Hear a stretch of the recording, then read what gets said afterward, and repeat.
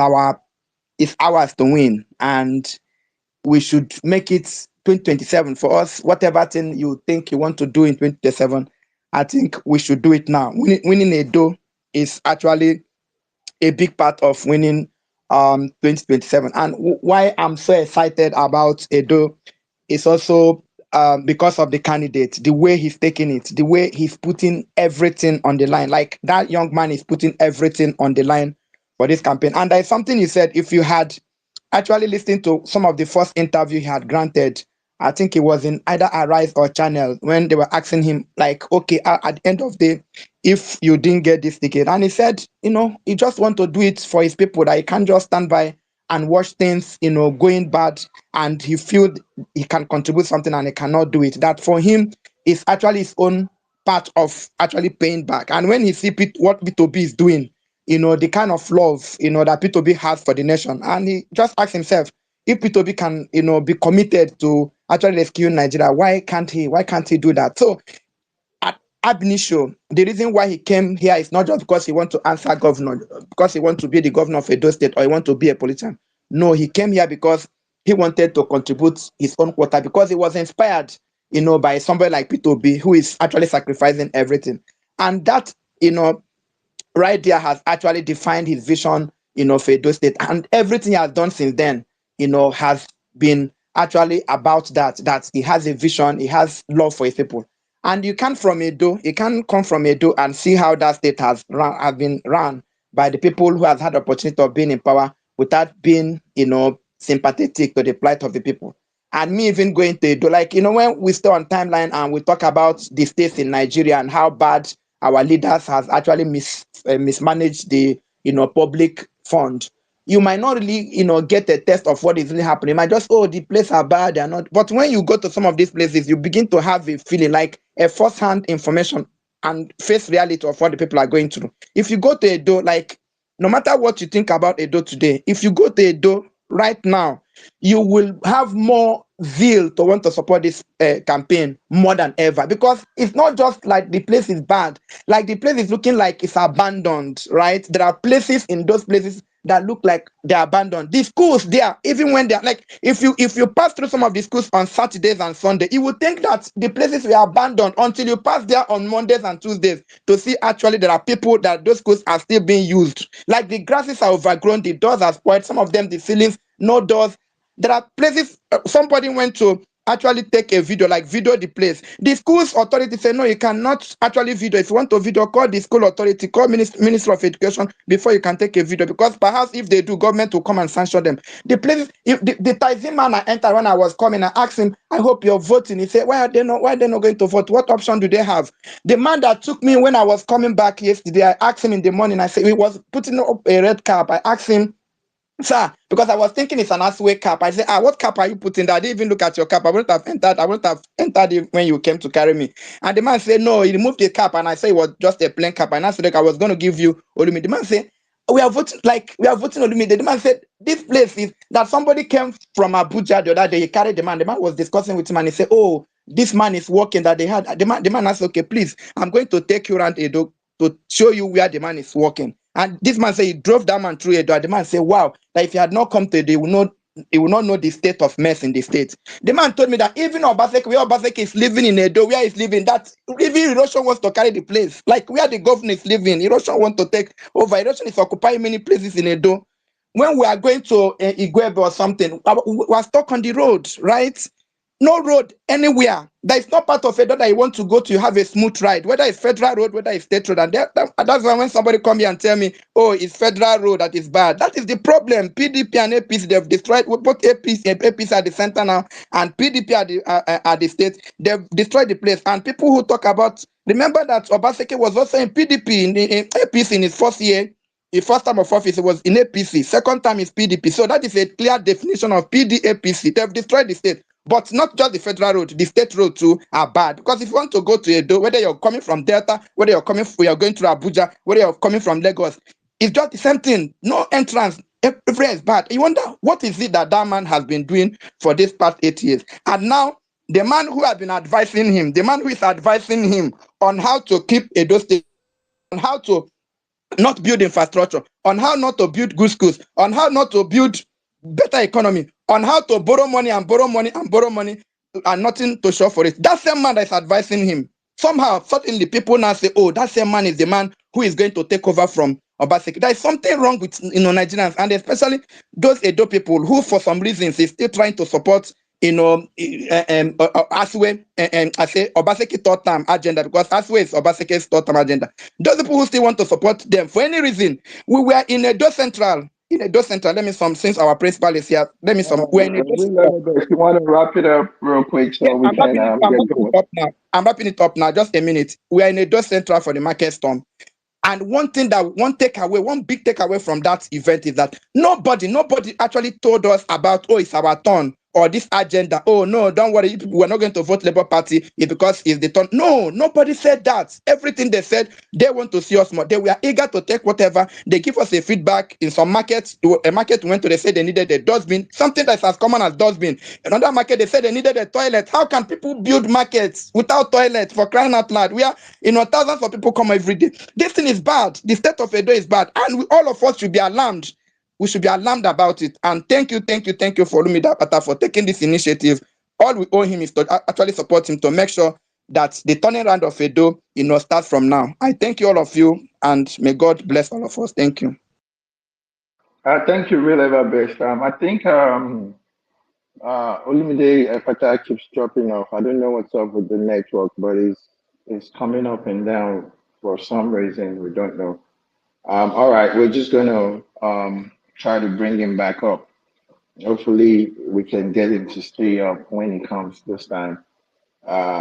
Yeah, let's have him request the mic. Let's see what's going on. I don't know where the problem is coming from. I think it's his connection, or maybe he can restart his app and try to come back up again. Let's give him the mic to see if he would be able to accept and come back up. While we're waiting on him, we're just gonna try to make some noise just to keep the house lively.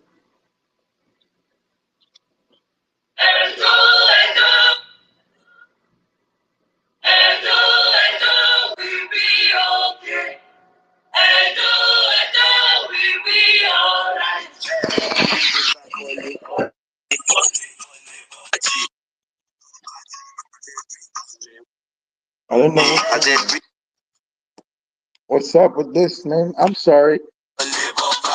I then bring in man, we could solve problem for we say we could make us happy. We just have only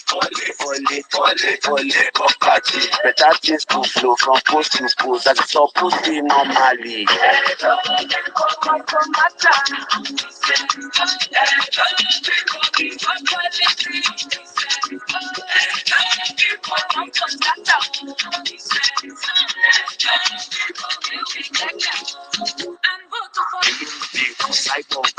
Akpata, Alaji Yusuf Fasama, Kadiri, Olumide, Akpata, Alaji Yusuf Fasama, Kadiri, a new beat, constant K. Don't forget the past and focus on the future of Edo State. For whatever, we not there for their moonwalk. They say them sleep, but people will get action, not the future.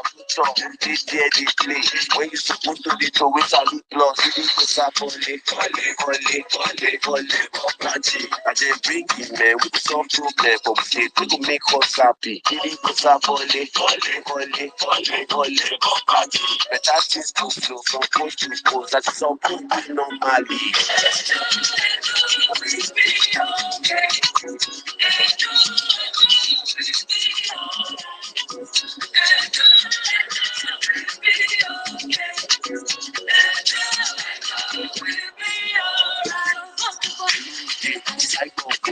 Akpata, Alaji Yusuf Fasama, Kadiri, Olumide, Akpata, Alaji Yusuf Fasama, Kadiri, for deputy.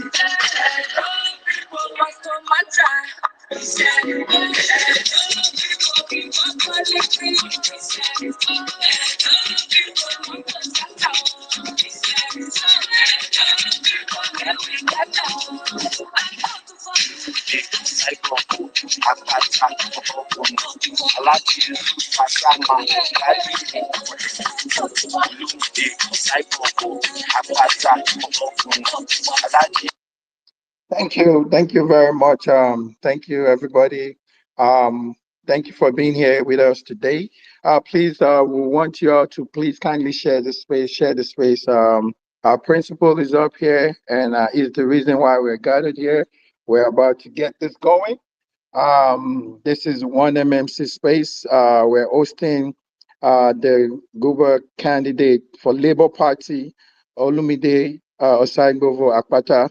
Today is going to be engaging the people, his people, and we're going to definitely ask some tough questions. He's willing to go all out. He's going to talk to us. He's going to tell us his plans, and he's ready to entertain every and any question you want to ask. This is also a crowdfunding event. We're going to be crowdfunding. We're going to be planning a 1 million man match coming up next month. Sorry, September, before the election. So we don't know if it's going to be a decentralized one or it's going to be a centralized one. We will get to figure something out and let everybody know exactly how that is going to be done. But definitely, there's going to be a 1 million, 2 million, 3 million man match, whatever match it is, we would have it. So thank you once again for coming on the 1MMC space. With me, I have my moderators here today. One of them is Uncle Odo Akaji. Is going to be the one in charge of the show while I sit back and come in when needed. We also have the woman leader of Labour Party in Edo State, and that is Miss Pauline. She's going to be one of the moderators as well. She has been with the campaign, so she knows Edo State in and out. And if there's any need for her to answer questions on behalf of Edo State Labour Party, trust me, she will do justice to that. And then we have Edo State indigene, full-grown Edo State woman here, Isimeme. She's also going to be one of the panelists. Isimeme is going to be talking about Edo State, why they need to vote Olumide Akpata, and areas that most of us don't know about Edo State, the culture and every other thing that Edo State is made up of. So Olumide has dropped again. I would bring him up again, and we'll start the show. Um, like you all know, this is the 1MMC space. My name is Magnific Dude. I am hosting this today, and we will be hosting the deputy governor as well. As soon as we get the date and time, we would communicate with everybody. So, guys, I will yield for now. Please, we do not want any speakers. We would start collecting speakers or allowing speakers to, as soon as the time is ready for is right for that. So let me yield to my host, my moderators, and they will take over the show right after this little music.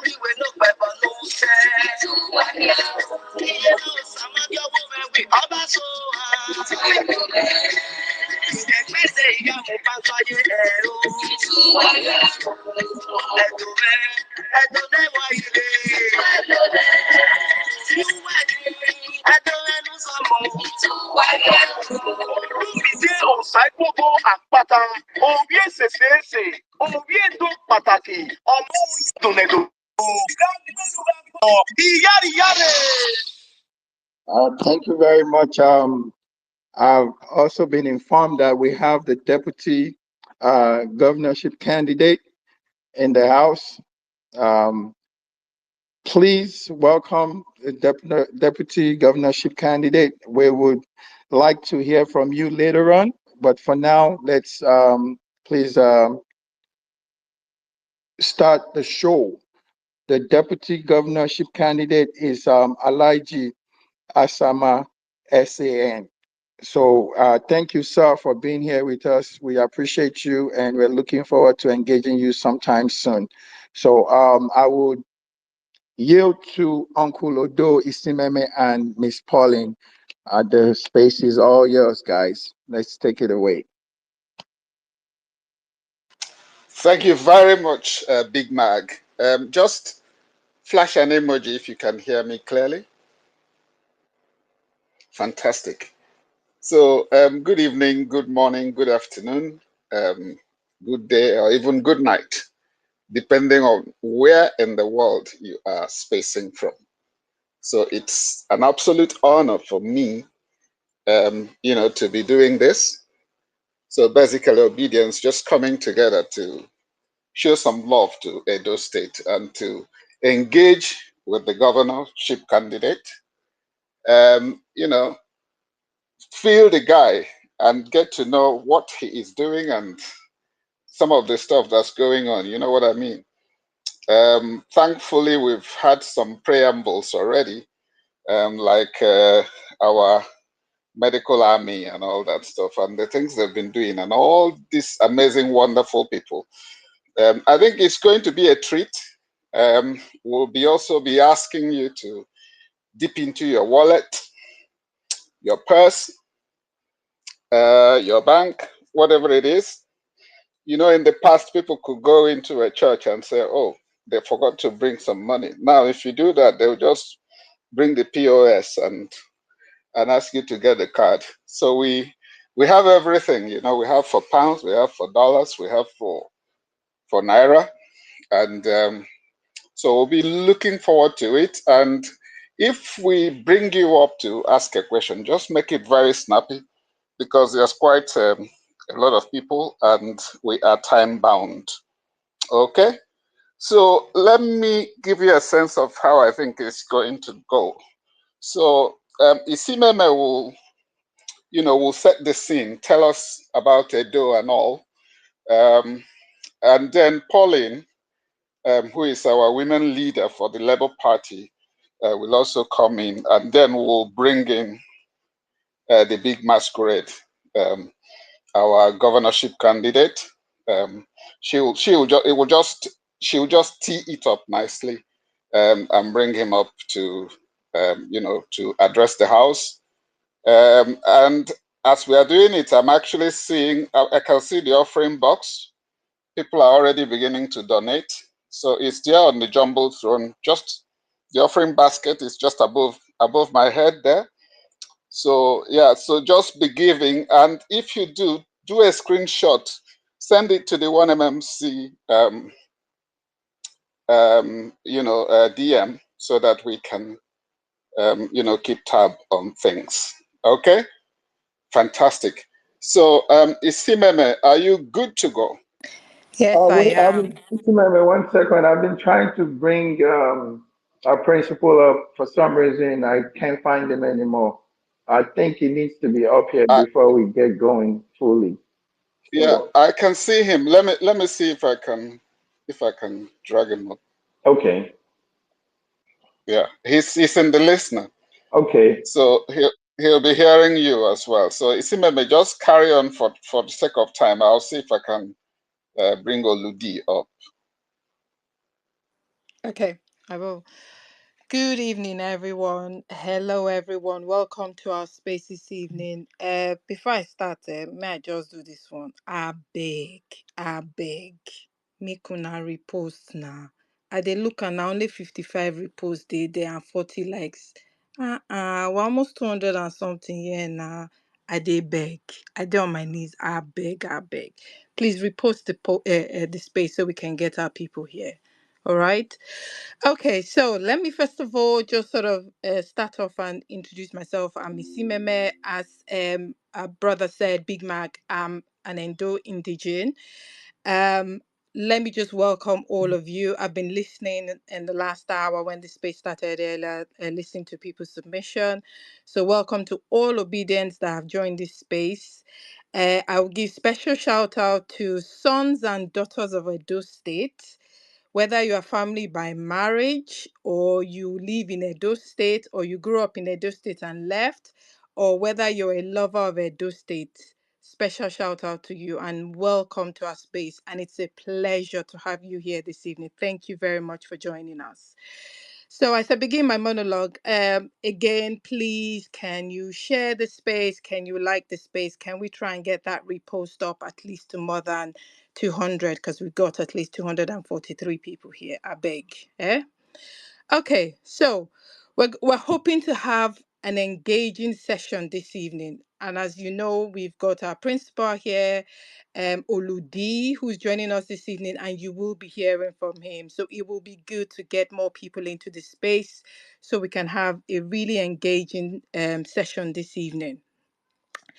Right. So let me just I know he's not yet, I can't see him yet on the speaker section yet, but I will give out a special shout out to our principal Olumide Akpata. That is our candidate for LP Edo State. Hopefully he will join us on the speaker session soon. Hopefully we can, have a very, very engaging session for this evening with him. And another special shout out to the deputy governor candidate, Alhaji Kadiri Yusuf Asama. So thank you very much for joining us this evening. Right, as I said before, I'm a daughter of Edo State. As you all know, Edo State is the heartbeat of the nation. I'm from Edo Central, Isam. And what we're doing this evening is very, very important to me and very, very important to the people of Edo State. So, like as I said before, those of you who are lovers of Edo State, thank you very much for joining us.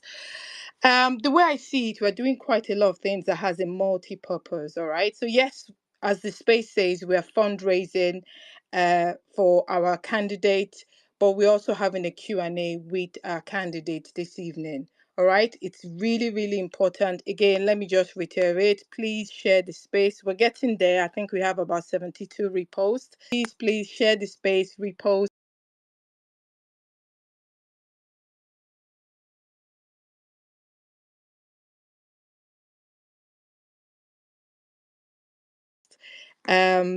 So we can get with very different arms of government that kind of like are similar to what you know now as legislative arm and judiciary. We had that in Edo State. A lot of us who are Edo indigenes, we sort of know our history from oral literature.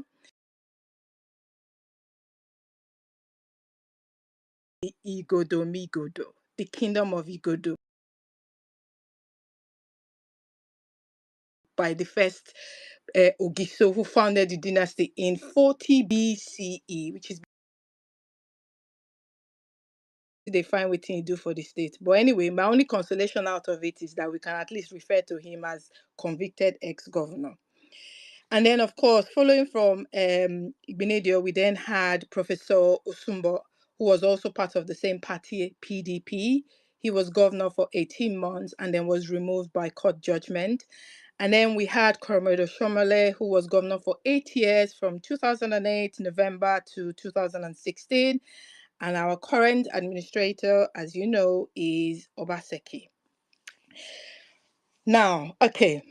So my feelings about Obaseki's administration is one of mixed feelings. And I will mention, one of my biggest disappointment. It's the state of the roads. As Real Everbest mentioned earlier on, the state of the roads are bad. Yes, I know Edo State has struggled with flooding. Yes, I know, we had drainage problem, but at least growing up, I still remember that we had roads. We could drive from Benin straight to my village, and we knew how long we took because we had roads. Now, the state of the roads in Edo State is nothing to write home about at all. People will say there's the excuse people give that it's federal road. Yeah, most of the federal roads are bad. I don't buy that excuse. I'm sorry. I just don't buy it. Let's be honest. The purpose of governance in any society is to make the lives of your citizens better. So you giving an excuse of it's federal road, it's not this road. Sorry, it just doesn't wash. It just does not cut it at all. Just imagine the number of people. I think for real level best, you mentioned that when you're going from one part of the country to another, you have to go through Edo State. When you're going from north to west, you go through Edo State. From western states down to the east, you go through Edo State. I still remember friends who used to travel to the east then, who are coming from Lagos, and family members coming from Lagos. You will go through Edo State and they will pass us and meet us in Benin before they get to the east. How easy is that for people now to do? How how I can imagine how terrible that journey is. You get to a part of the state, you have to go in and start using inside villages just so that you can get to where your destination, because the major roads are just nothing to write home about. And then with that, think about the impact it has had on people. Let's not even talk about people who must have lost their lives just traveling on those roads, because the roads are just terrible. And then because the roads are terrible, the insecurity you have in Nigeria, just talk about the people who would have think about the people who would have lost their lives.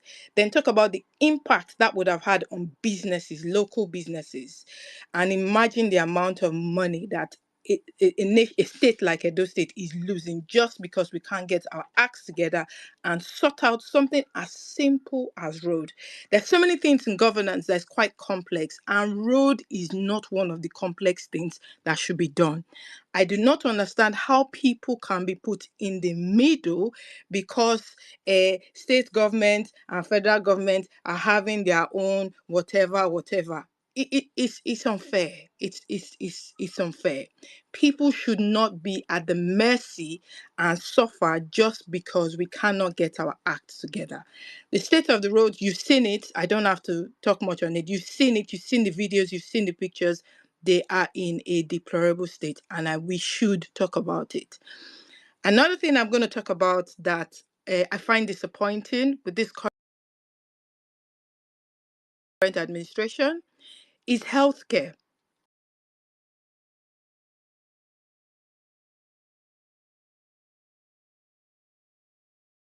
And I'm aware that we have the Edo State Health Insurance Scheme, which is a brilliant idea, and I'm not going to fault that.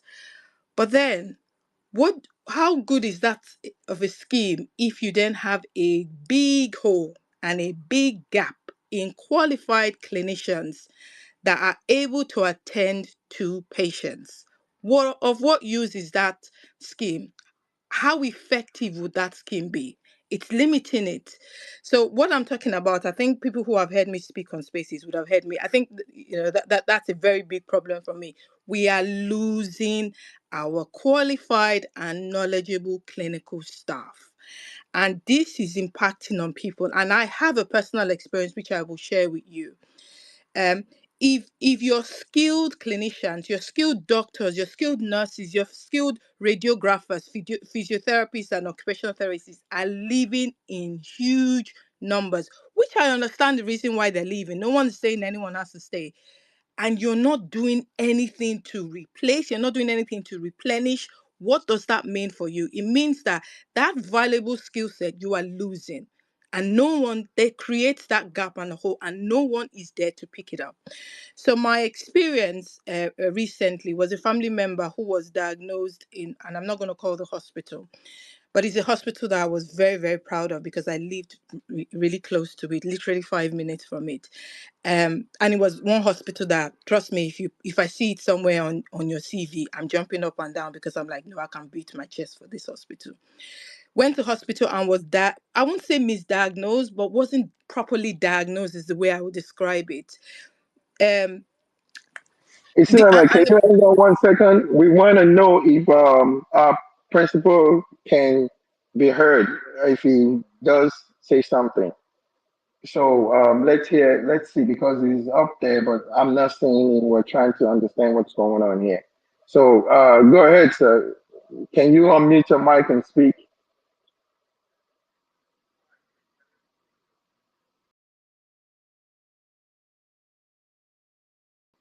So No, we cannot. So we can't hear you. So what we have to do now is you have to drop back and then come back up.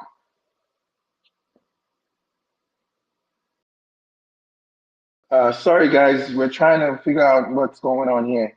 So we will have to drop you back, drop you down, and then bring you back up because nobody can hear you speaking. All right, so Isimeme, go ahead while we'll sort this out real quick. Go ahead. Okay, thanks, Big Man. Right, before I continue, let me just come back again on the repost and the likes. We're getting there, my people. We don't reach 81 reposts now, 68. Not beside they keep count, oh, but I beg, nah, please.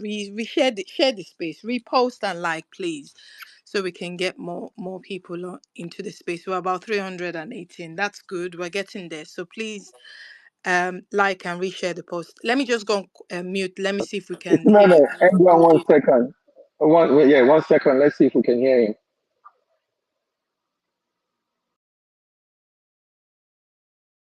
All right.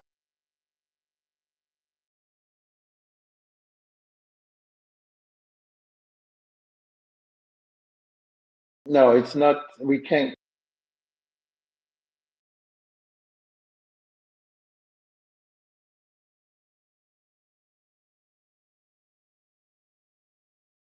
Sorry, can I just come in? Is he able to unmute his mic? Because his mic is still muted from my end. All right, Isimeme, go ahead. He's just trying to figure out what's wrong with the phone and probably check the setting and try to get back up. So go ahead while he does that. Okay, thank you. Right, so as I was saying, 85 reposts. Thank you very much. 73 likes. I'm not keeping count, but please keep it coming.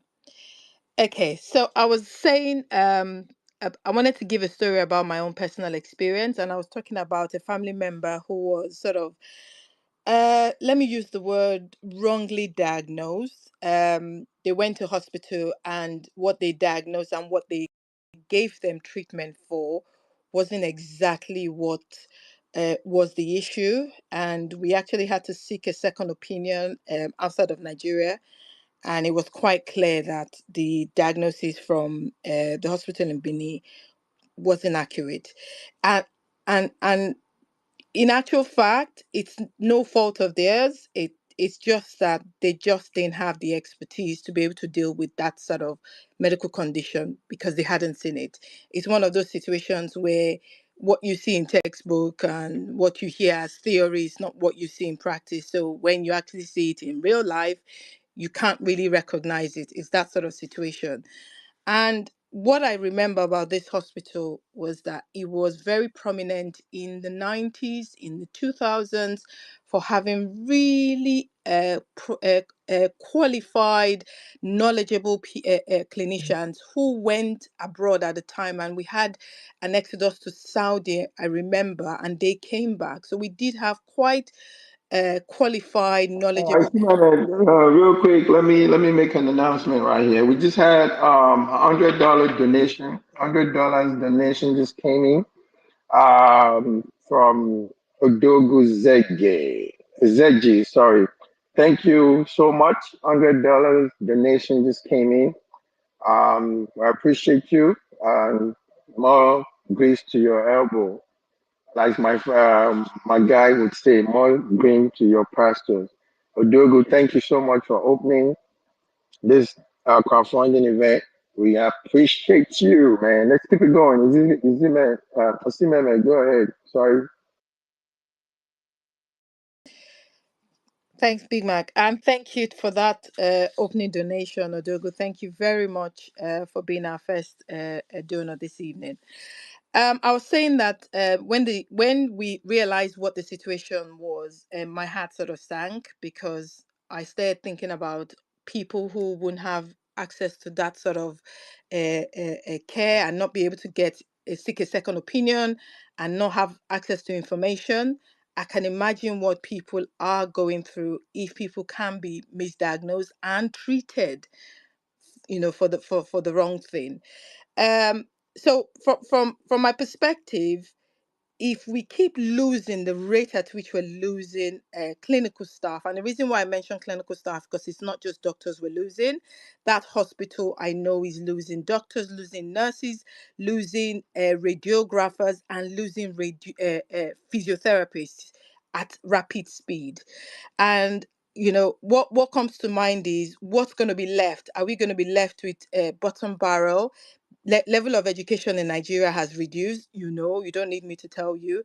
What are we going to be left? Is it the bottom barrel that will start managing health in the health in the state? Can I just check? I can see the mic for Oludi flashing. I just want to just check it to see if he wants to do a test. It's Mehmet. Hold on 1 second. Let's hear if we can. Let's see if we can hear him. Can you hear me on space? Okay. Yes, we can hear you now. We can hear you. Thank you so much, and thank you, sir, for making this work. Okay, Ismail, you want to wrap up too, so Mr. Pauline can talk, and then we can go from there. I've done that twice. So let's yes, we can hear you. We can hear you right now. We sure can. All right. So it's gone down again. Okay. Hopefully, it will come back up. Okay, Guys, I'm gonna. we're sorry. We're sorry for this little technical issue. It's beyond.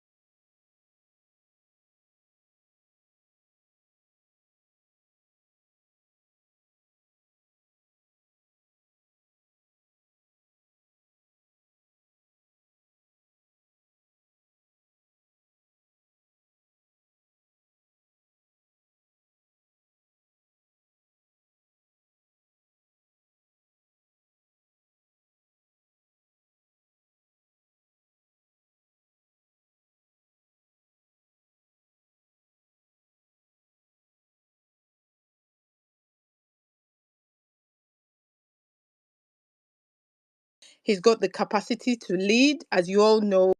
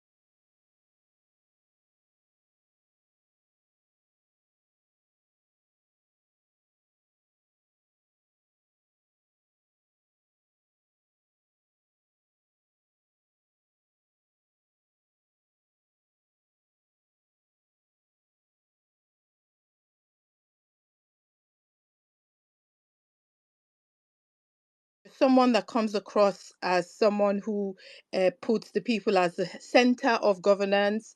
I've seen all the updates about you traveling through the nooks and crannies of the state, especially places that have been forgotten, that are not Benicity. There are very quiet people in our with us this evening that may not know you personally, and I don't think knowing you personally is relevant, in my opinion, for governance. But rather, what we see and hear is happening in Edo State so far has told us that you are the person who comes across as someone who puts people at the heart of governance. And that, for me, is one of the most important criteria that we need for someone we're going to select to be the governor of our state and lead our people. Let me just interject. We've just received a donation of 250K in Naira Thank you very much, Anonymous. Thank you. Thank you. Please carry on. Anytime I interject for this reason, then it should be a happy thing, isn't it? That's why we're here. Go ahead. Thank you, Uncle Akaji. Thank you for that anonymous donation. I'm just going to wrap up and say you've heard a lot from people who were talking earlier, and some of the things I've said. And I will just finish up and say, if you're still not convinced who it should be our next governor in Edo State, I have nothing to say to you. It's what people say and the actions that speak louder. You know, it's not just about just talking. What we want is someone who is talk and do, that actually talks and says as he will do.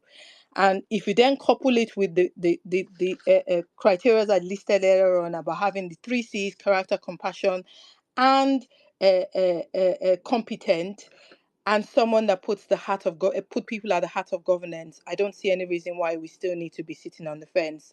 So I'm going to hand over to my other moderator, Madam Pauline, to come and talk about some of the things that have been happening with the campaign.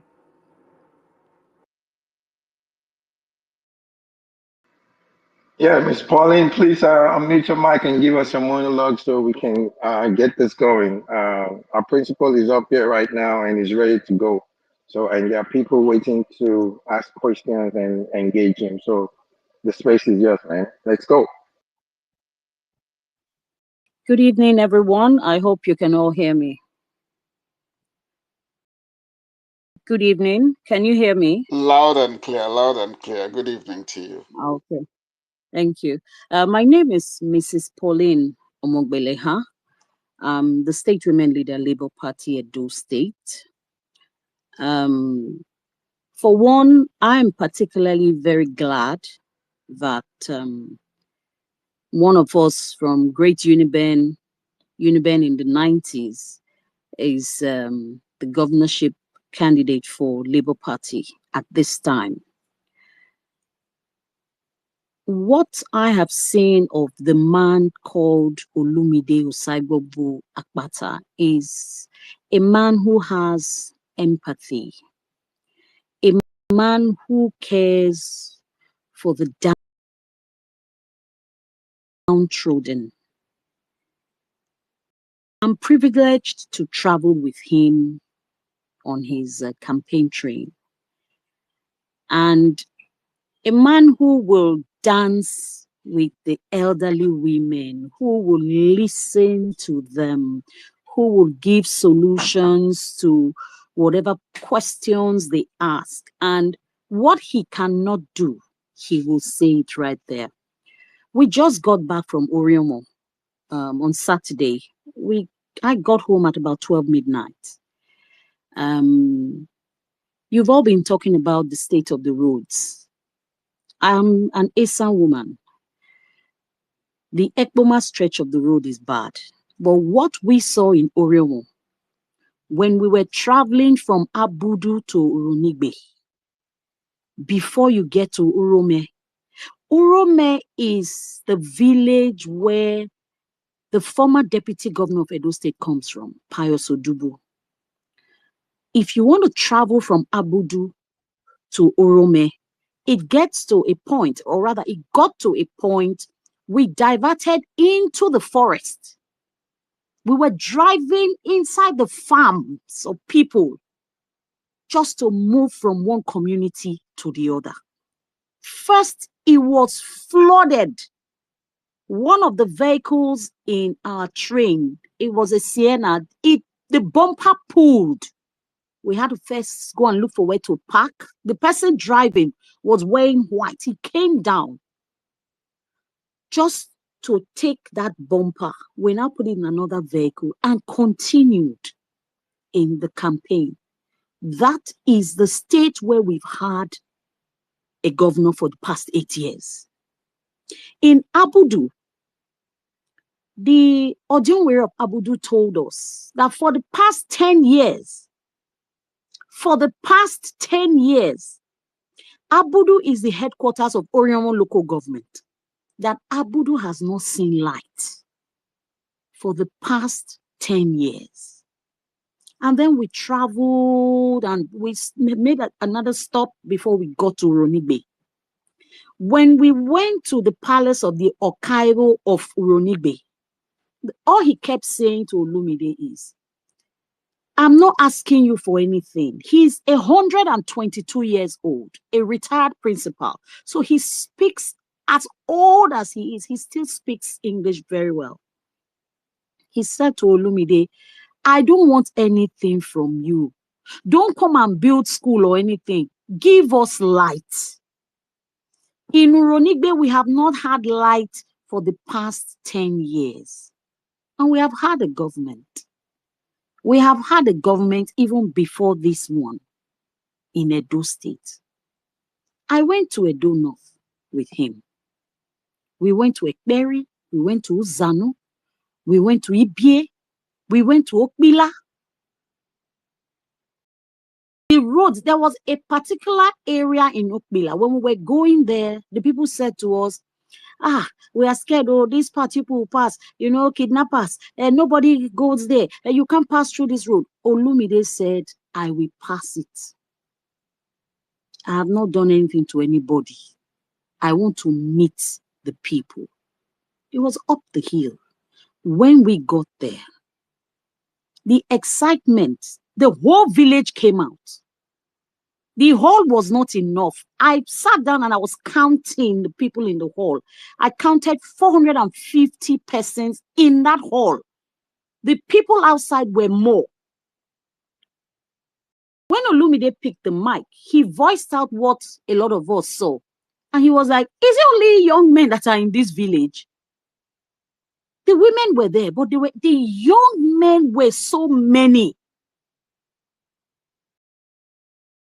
And they said to us, no governorship candidates has ever set foot there. Even when they were told that Olumide Akpata will come there, that they didn't believe. They sat down and said, let's see if he will come. That we will say, we told you so. That they are shocked. They went wild. But the road to get there was something else. The road to get there was so bad. So bad. On Saturday, on our way back, we made 3 stops. By the time we were done at Ronigbe, finally at about 9:30, 10 p.m., when we're leaving, 3 stops. Because the vehicles, 1 or 2 will sink, will all come down, and everybody will start pushing. Edo State. I used to be in the logistics industry, and I was in Port Harcourt. I always used to say, oh, Benin City is a logistics hub, or should be a logistics hub. Because the importations arrive in Lagos. They move to the north, they move to the east, they have to pass through Benin. It's a transit hub that the government should look into and harness it for our people. At first, I was excited when I heard them talking about, oh, Gele Gele, Benin River Port, oh, that they had secured an inland port license. An inland port license is a gold mine for a state. And is sitting down in a file in one office. Even if the so-called Gele Gele Benin River Port hasn't come out, that license that we have is enough for the state government to get a lot of revenue into the state. When the vessels come, you truck them to the state, customs and everybody will be there to do clearance. That will bring revenue to the state. Even if it's just the drivers ferrying shipments in and out, it will bring revenue to the state. Even if it's just the bus drivers that would go there and drop workers and bring them back, it will bring revenue to the state. Even if it's just Mama Osaro that will sell rice to the workers in that inland port, it will bring revenue to the state. So at times I wonder, who are their advisors?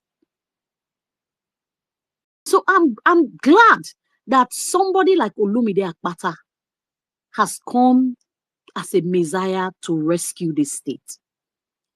When we travel with him, if we buy corn, he will buy and share with everybody. We were in New Benin one day, Mission Road, precisely, Butcher Street. And he came down, we were walking. And he greeted one woman, she was selling pear. He said to me, I want you that, let's buy pear, let's buy from her. So we bought. The woman had 2 trays. And he paid for everything and said to me, don't take everything. Let's take 1 tray.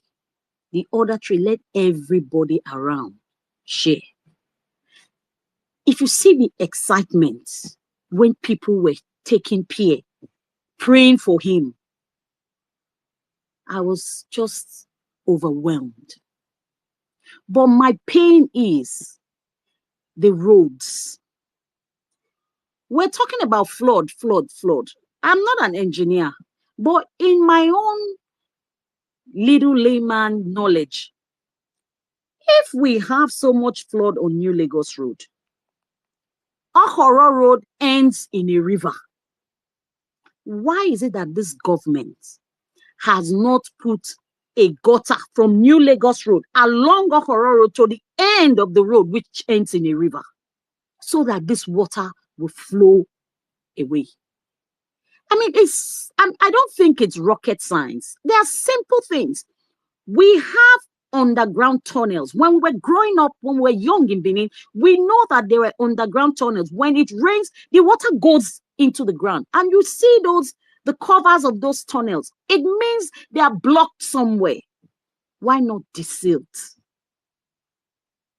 Why can't we just do it right as a government?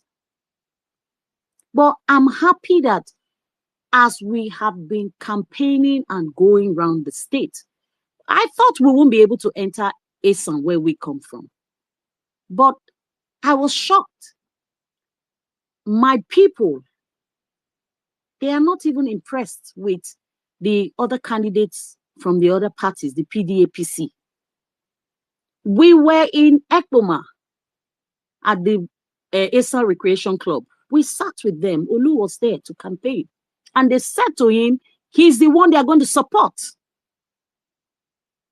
That they are not into a agenda or anything. They're listening to him with all the questions and answers. Yeah, he's the one they will support. It's not a matter of Asan. I believe it's one state. What kills every nation and state is when you begin to talk about sections and tribes. It's one Edo. So it should be a man who is for Edo people. Not for Afemai, not for Akoko Edo, not for Bini, not for Asa, but for everybody. And that's who Olumide is. He is blunt. In Abudu, a man asked the question, we want you to come, and I can't remember what the man, and Olumide said, no, that's not what I've said. I said, as soon as we come in by God's grace, Oriomo has the highest gas deposit in Nigeria. And the Electoral Act now allows states to build power plants. So we will come to Oriomo and use the gas here to generate electricity. And you will be the first beneficiaries. And then we take it out to the other parts of the state. So he gives solutions. He tells you what he will do and what he cannot do or will not do immediately, but will do later. He explains everything. And the people are very, very happy. Don't let anybody deceive you with adverts and all that, saying, oh, the people are there, nobody will vote for Labour. It's a pure lie. The people we are meeting are the electorate. Those are the people who go out to vote. The only thing they keep saying is, please protect the vote. We will give you the vote. please help us protect the votes. So that is where we are really going to target, protecting the votes. The electorates, they are ready to come out. They are ready to vote Labour. They are ready to vote Olumide Akpata because they all know his antecedents at the MBA. I'm even shocked that people in the villages, they know, MBA president, MBA president. They are aware. They have children, they have grandchildren, they have relatives who tell them things. So for me, the campaign is going on very well. It's not easy. He's one man. He hasn't been in government, so he doesn't have any money he has stolen somewhere. So it's just him and his friends bringing out everything. The materials are coming out. We don't have money to give out. Even if we had, we will not give because that's not what we are preaching. We want our people. Which village did we go to? Not Uzanu. There was one village we went to. One lady hit me and said, madam, they say you are a woman leader. You're not going to even give us Maggie. And I went back to her. I said, Maggie? She said, yes, now. And you're not give us anything. I said, that Maggie, if I give you Maggie now, that Maggie now go be the road when we for do for you. That Maggie now go be the hospital when we go do for you. That Maggie now will be the school when we go do for you. Choose. Make I give you Maggie or make we bring things come when you vote. Things when go benefit your whole community. I say, the whole community, better pass. But if PDP come now, they give us Maggie. I said, that Maggie is why you are where you are till this time. So it's what we are doing is not only going to campaign, we are trying to change the mindset of the people. It's not easy, but it's possible. We are still trying, we're still working. But I can tell you that the heart of the people is with Olumide Akpata. He's the one the people want because he is the man of the masses. He's the only candidate that has gone into various markets, that walks on the street. In Abudu, we were every village we've gone to. Olumide comes down from the vehicle and he's trekking with the villagers. He's trekking with the people. He's trekking with his people, the people he wants to govern, the people he wants to serve. He's not coming to be a lord and master over people. He's coming to be a servant to them. So I'm very proud of him. It's not just because I'm the women leader of Labour Party. I'm very proud of him as a person because he has so much to give. He has so much empathy. He has so much love for the people. Look at the way he has helped to build Labour Party. A lot of our wards didn't have chairs. People come to attend meetings. They rent chairs every meeting day. They bring our money together. And he gave 100 chairs each to 192 wards. 100 chairs each. He didn't go distribute them. He bought chairs. What the people need. That's what Olumide cares about. What do the people need? And everywhere we go to campaign, he always asks, what is it? What's the need of your people? What is the need of your people? And they tell him, and he has his team that takes it down. And he says to them, you will ask me when I get there. When you vote me into Osadebe, what you will hold me accountable is what you have requested, because I will do it one after the other, one after the other. Imagine someone who was the president of Nigerian Bar Association. When he was leaving, when he got in, he met so much debt. When he was leaving, he left 1.5 billion naira in the coffers. Is that the kind of man I wouldn't want to be the governor of Edo State? Everybody wants him as the governor of Edo State. So we'll keep campaigning. And we are just taking a break today, tomorrow. By Wednesday, the man is back on the road and we're back on the road with him. So I'll let him talk for now. Thank you very much. Thanks for the opportunity to speak. Thank you. Thank you, Miss Pauline. Thank you so much, and we're glad that you're with him all the way. Thank you for giving us all those experiences. It's not been an easy one, I believe. Yeah, thank you guys. Before we continue, I think we need to just play some jams for him. Let it go.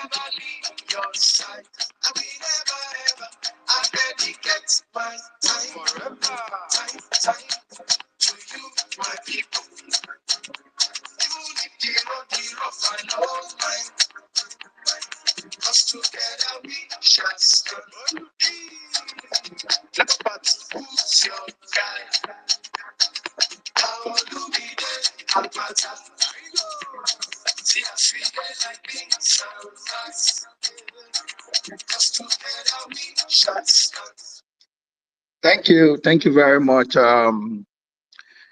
I think I would give him all the honor to introduce himself or to reintroduce himself. This is the second time he's coming on Space with us.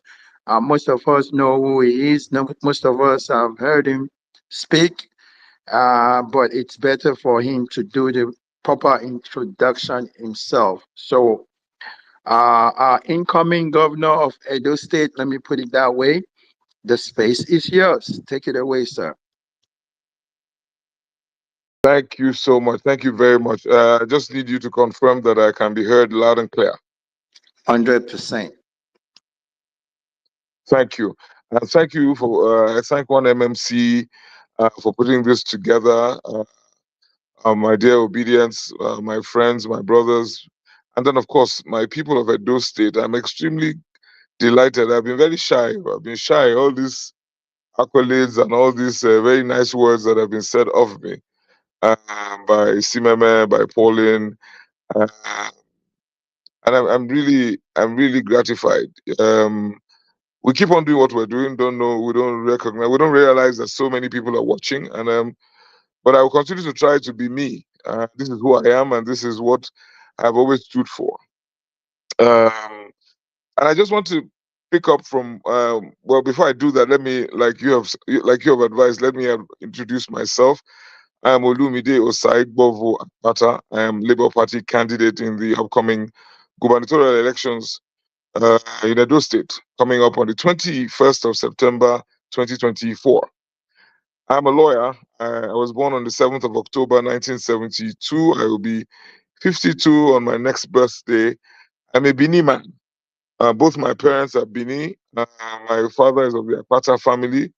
My mother was of the Obasonha family. Maternally, she was also of the Izleyamu, Bazwai, and Ero families.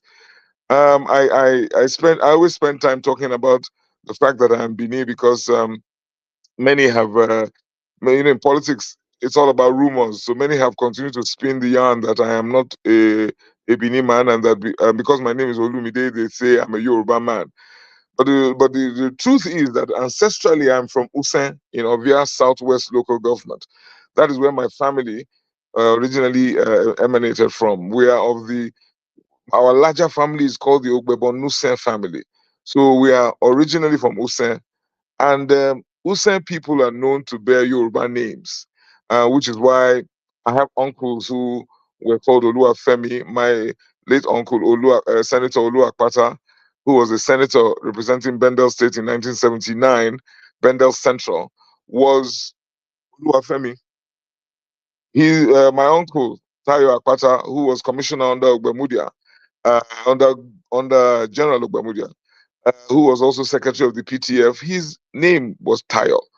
Omo Tayo, a Yoruba name. My uncle Ephraim, who was Justice of the Supreme Court and chairman of INEC in 1999, also had a Yoruba name, Ibukun. That was the I in his initials. So my family and those of us who are from Usen we do bear Yoruba names. So which is why I spend a bit of time on that, because a lie told and retold can very easily become the truth if you don't debunk it. So at every opportunity, I always debunk it. I'm a Bini man. I proudly Bini. Oba Tokwe Ise. I am, like I said, a lawyer. I was called to the Nigerian bar on the 15th of December, 1993. Before that time, I attended my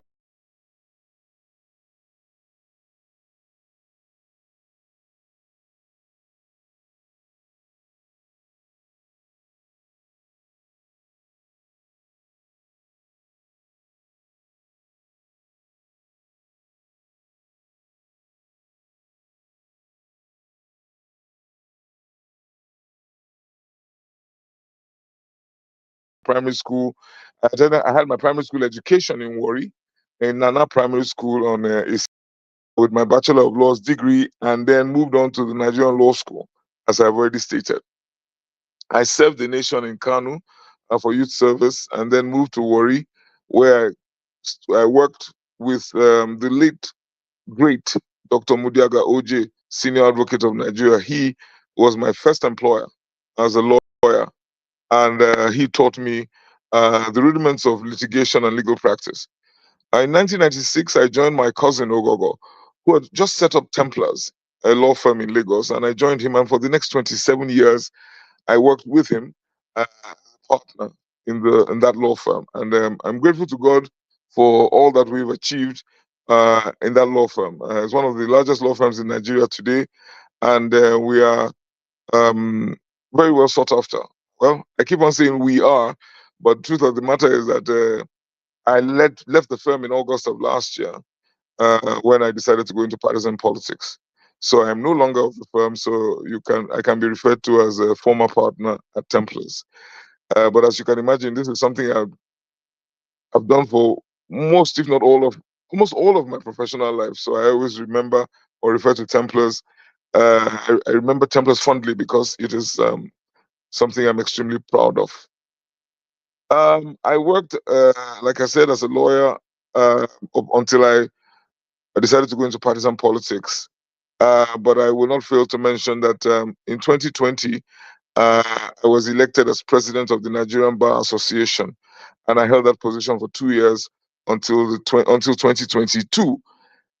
It was a keenly contested election, and I was pitched against two senior advocates, because those who are familiar with Nigerian Bar Association, you know that it is almost the norm. It is the norm, actually, that you have to be a senior advocate before you can become president. I bucked the trend. I went against that. That norm, and I was able to defeat both senior advocates and emerge as president in 2020. I'm grateful to Pauline for referring to my tenure as president of the bar. I'm grateful to God for the opportunity He gave me to showcase uh, my talents, if I may call them that. I had the opportunity to show what I could do when given the chance to manage men and resources, which is essentially what government is about, which is administration. It is the same, essentially the same principle. I was able to manage men and resources. And when I ran for president, I found out that just like mainstream Nigeria, the Nigerian lawyer at that time was thoroughly dissatisfied with the state of affairs at the Nigerian Bar Association. If you ask 7 out of 10 lawyers, they would tell you, "What does the NBA do for me?" Many of you may not know that to become a member of the bar or that association, sorry, it is compulsory. As soon as you are called to the bar, as soon as you finish from law school, you are a member. You pay your dues, member of the Nigerian Bar Association. So many were disenchanted, quite unhappy with the state of affairs. And I'm happy to report that the 2 years I was president, we were able to turn around that impression. We were able to get the buy-in of our people to believe again in the association, because I was of the view that that association exists for the purpose of, or for the benefit of its members, and so we had to get the association working again for its members. And that is the same thing with regard to governance in Nigeria. And I speak to the point. as raised by Pauline when she mentioned the fact that, no, I think it was Isimeme who spoke to the issue of our people-centric focus. It is the same as it was the case in the NBA, is the case in Edo State, is the case in Nigeria. People have been taken out of the equation. People are no longer at the center of governance. The classic definition of democracy, you have people, the word people mentioned at least 3 times. I think that speaks to the fact or speaks to the importance of people in governance, people in the democratic setting. But I find out that in my country, in governance at the national level, in governance at the state level, in associations, in groups, you find out that everything is about the leaders. The leaders they take over the group or the association or the country or the state and run it for their own purposes or how they feel it should be run. And this should not be the case. So that, if you permit me, sorry, I digressed. I will go back to my bio. And after I finished as president, I returned to the practice of law, but did not stay for too long. And I decided to go into partisan politics because of the fact, as I have said, I was totally dissatisfied with the way Nigeria has been run, with the way Edo State has been run, and the fact that our people are no longer the beneficiaries of government policy and programs. Our people are left with the short end of the stick. That is why I went into politics. And I joined the Labour Party because that is the party that resonates. That is the party that resonates with my own objectives or tallies with my mindset regarding how government should be run in Nigeria. If you look at our logo, you will see Papa, Mama, Pikin speaks to our people-centric and people-focused and people-impacting uh, approach to governance. And that's why I joined the party. And on the 23rd of February this year, I was elected as the party's flag bearer for the elections, for the upcoming gubernatorial elections, on the 23rd of February. It was another keenly contested elections or primaries. And of the 343 votes that were available from the delegates, I garnered 316. Um, and I think that was a very resounding confirmation of the will of the people or the members of the Labour Party. Then, after we went ahead to select our deputy governor candidate, I'm happy to report that we have picked Alhaji Yusuf Asama Kadiri, senior advocate of Nigeria, a prince of the Sacred Auchi Kingdom, uh, also a chief of Auchi. He holds the traditional title of Yerima of Auchi Kingdom. Like me, Alhaji Asama, who thankfully is on this platform, and I'm sure he will speak as soon as he's given the opportunity. He attended the University of Benin like me, and he was called to the bar uh, uh, in 1995. Both of us have practiced law right from day one. I am 31 years in practice. He's 30 years in practice. Um, and we're very dedicated to our craft, very focused, very dedicated. He chose the path of a litigator, and he got to the peak of his career, having been conferred with the rank of senior advocate. And I continued as a corporate lawyer until I left practice last year. So we have that as our team. He's Muslim, I am Christian. I think, if you ask me, there's no other party that presents this very robust team, this very this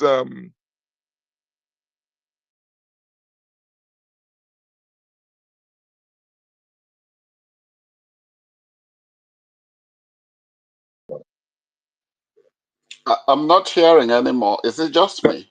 Can you hear me? Just checking. Yeah, you're back. Yeah, aha, you're back. Yeah, I can hear you now.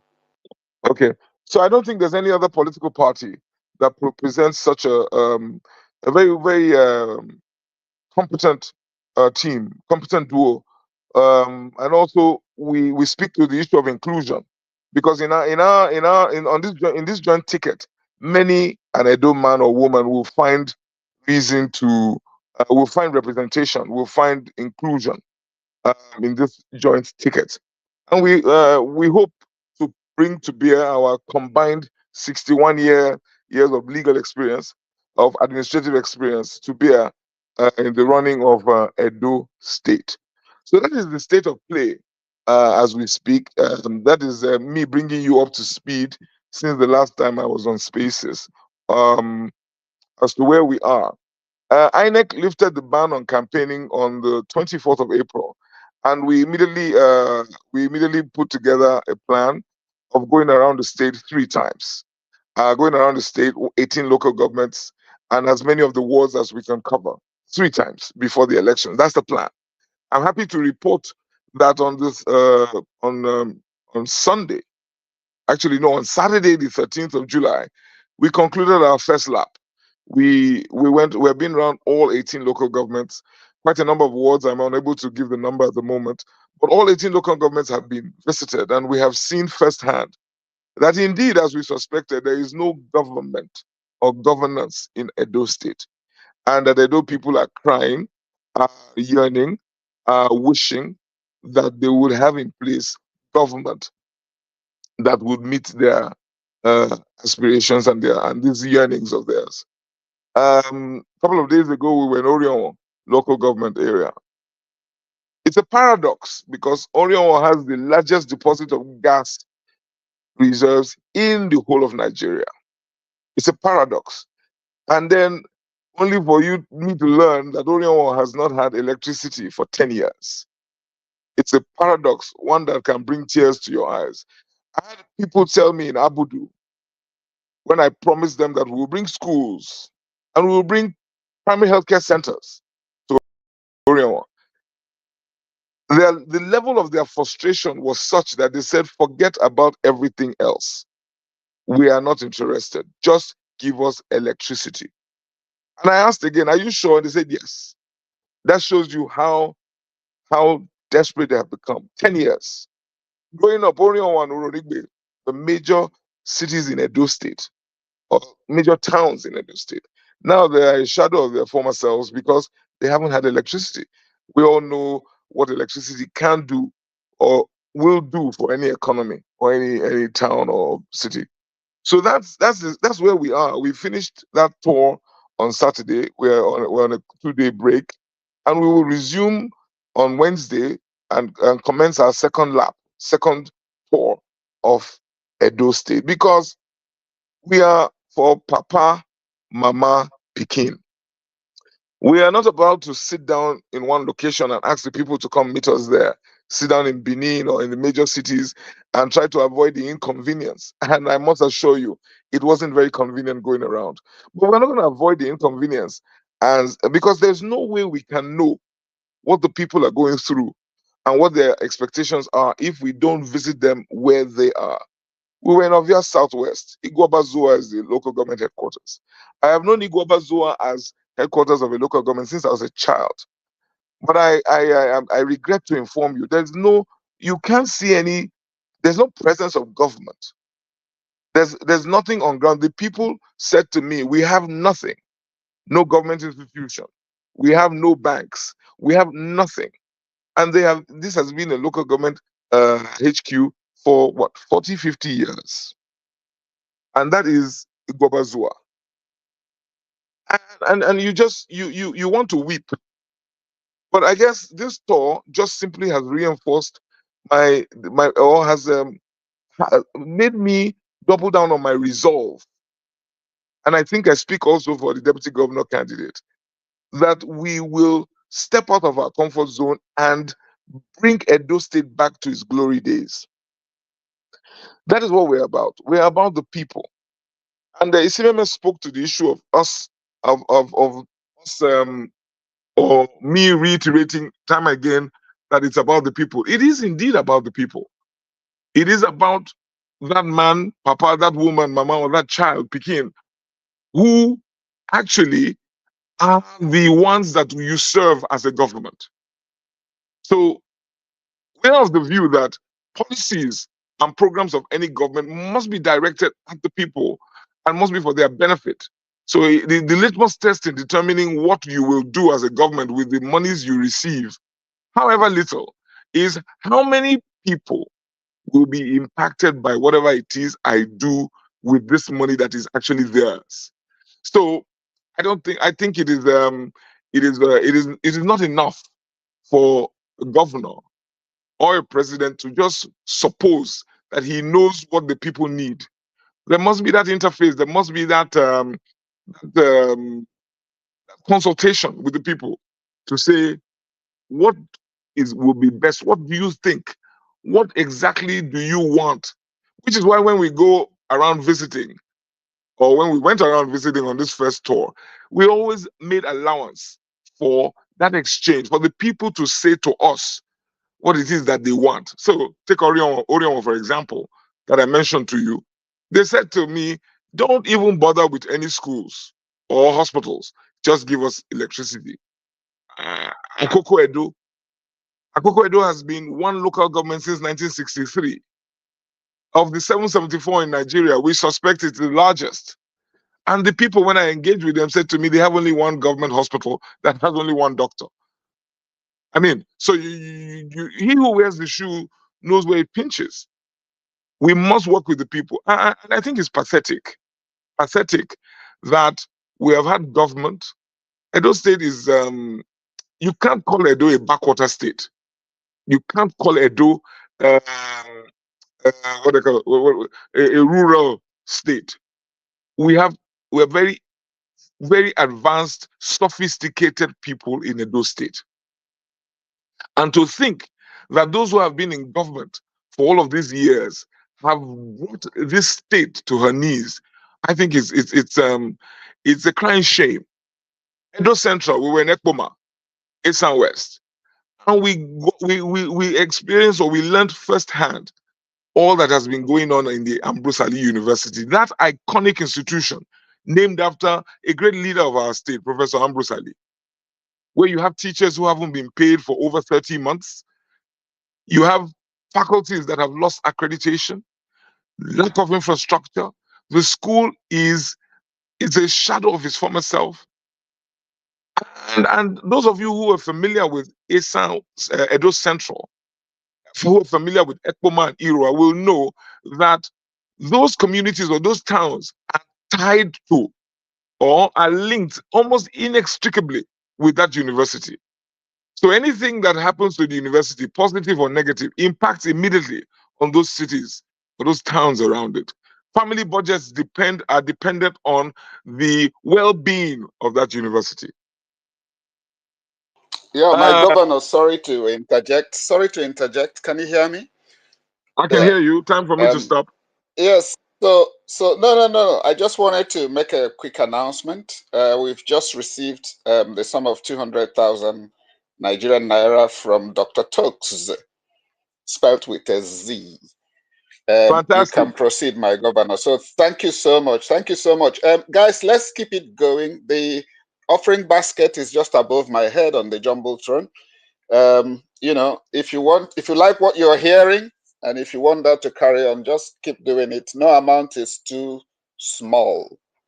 You know, we draw inspiration from what Obama did in '08. When with $5 here, $10 here, he ran the the Clinton machine out of town. So let's do this again. Thank you very much. Carry on, my golf. Yeah, 1 second, real quick. Thank you. Thank Before you. before we continue, sir, let me say this. I got at least two DMs asking that they want you to verify that this is your account, and they want to hear from you that it is. So I just need to say that yes, it is his account. That's the campaign organization account details up there on the jumbotron, and I think he would also verify that. Thank you. Yeah. I thank Dr. Tokes. I'm really grateful for all of those who are pitching in. Every little naira, every naira, every dollar counts or will help. And I do confirm that the account on the flyer is an access is a dollar account, euro, and so on and so forth. I do confirm that those accounts are the accounts for the campaign organization accounts that we set up. And so I ask that everybody who are minded to do so, please go ahead and contribute, and you can be sure that those accounts are genuine, and that we will comply with all regulatory directives regarding campaign funding and all of that. There will be transparency. There will be accountability, as you would expect. So I thank you all. So in proceeding, I just was speaking to the issue of I think Ambrosali University, and I just wanted to say that we we were devastated by what we saw and heard, and we are resolved to ensure that we bring that university back to its pride of place. When I was at the University of Benin in the Faculty of Law, I know that the Faculty of Law at the Ambrosali University gave us a run for our money in terms of the quality and indeed the caliber of professors they had there, the quality of students, the kind of results that they got. And we had to concede now and again that indeed they bested us a number of times. So for us, uh, it is only, we are in this sad situation because it is no longer about the people. If it is about the people, we will not be where we are today in Edo State. And for me, uh, and those who are with me, the whole idea is to put the people back at the center. I cannot say this enough. Put the people back at the center, because if that is the test, then you will see that roads will be built. Roads will be built. I don't even want to go into the issue of roads because Pauline spoke to the issue already. I mean, and we have videos. We have we're recording as we go, so we can and we're going to produce documentaries just to let you know the state of play in Edo as of today. Is it schools? If it's really about the people, our schools will function. As I've said in many locations, I have never schooled outside Nigeria. I was educated by my country, and I believe that my country gave me its best. And I think that should be the lot of every Edo child. I'm thoroughly dissatisfied with the state of education in Edo State. Thoroughly dissatisfied. I hear that there's the acronym Edo Best. I think that is a misnomer. I think that is so inappropriate. It's almost it's a tragic comedy that we would use best to describe education today in Edo State. Uh, I dissociate myself from that kind of misrepresentation. Um, so we, if indeed we put people back at the center of government and politics and governance, sector by sector, as a state, we should be able to deal with challenges one after the other. If we prioritize the people, let us start with dealing with the things that affect them. We earn 16 billion naira on a monthly basis. We are owing close to 600 billion naira today. I think whatever resources we get, whether it is money we earn or money we borrow, we must prioritize the people. So, starting with electricity, now that the constitution has been amended, I am the first to concede that any government that we run will be fortunate, because at least the regulatory landscape has changed. So we are able to invest as a state in power production directly without going through the federal government. You can be certain that that will be the first order of business. And since we have the largest deposit of gas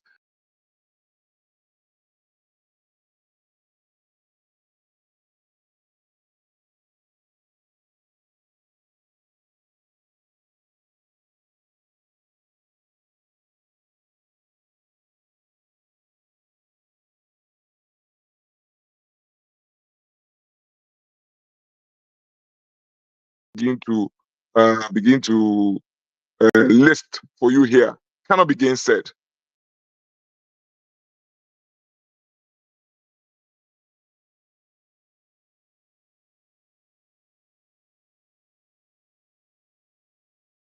Of developments in Abia State from 1999 till today, we know and we can say categorically that Abians have been rescued. They are out of bondage. And we know the power project that was in Aba that was championed by a great Nigerian, Professor Bath Naji. That project, championed by Professor Naji under the auspices of his company Geometric, has been there I've been involved in that project for years, and it has taken Dr. Oti just 1 year, less than 1 year, to fast track and facilitate that project. And today there is electricity 24/7 in Aba. It can be done. I sat down with Dr. Oti, asked him, how come your praises is being sung around the country in only 1 year? Are you earning more money than Okezie Ikpeazu, your predecessor, earned? No, he's not earning more money. And he says to me, all that it is all about mindset. As long as you have the people at the center. I'm sure many of you have seen the news reports of a couple of days where uh, the Abia state government has instituted a 1 billion naira revolving loan scheme for interest-free loans to SMEs in Abia. I mean, that is the people-oriented approach to government that the Labour Party brings to the table. 1 billion naira interest-free. You can be sure that we shall replicate same in Edo State, because the SMEs are the engine room of any economy, and so it is in the enlightened self-interest of any government to work to ensure that you are giving them all opportunities available to continue to remain in business, because they provide jobs. Mom and pop shops around the state, 2 people employed here, 3 employed there. It adds up. Jobs, jobs, jobs. So that's what we want to do for power. And for the healthcare sector, because all of this that we speak to will mean nothing if your people are not healthy. Human capital development, it starts from a healthy population. So we have 192 wards in Edo State, and I have promised, as I went around the state, our people, I have promised that we shall have one primary healthcare center in every ward. In every ward, 192 across the state. We will work on our hospitals and ensure that they are up to standard, and then we shall work on our health insurance.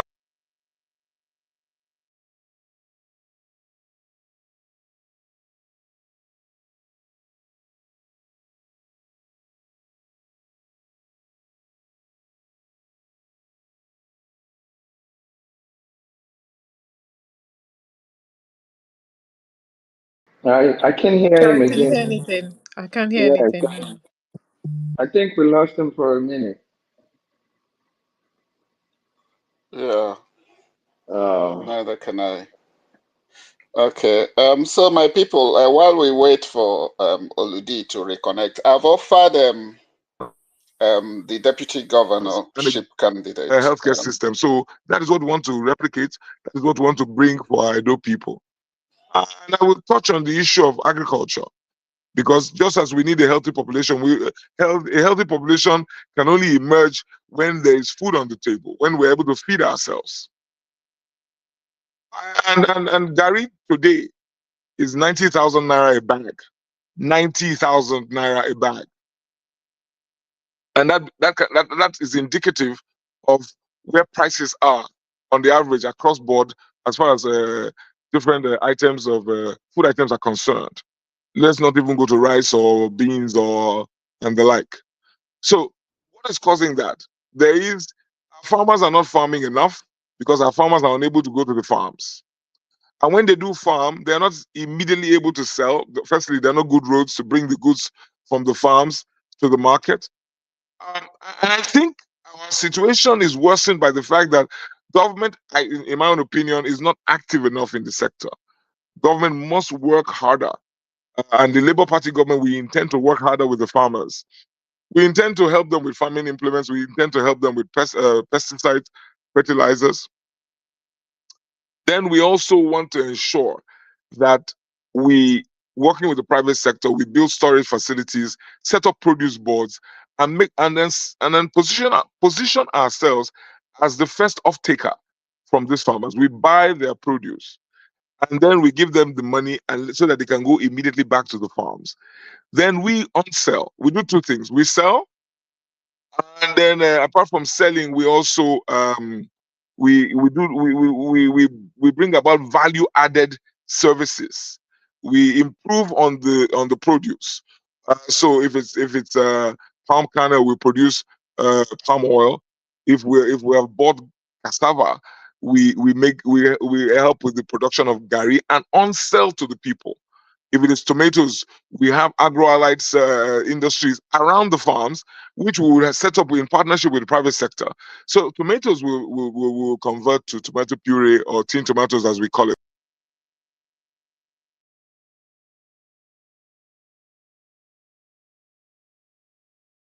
I think we lost him again.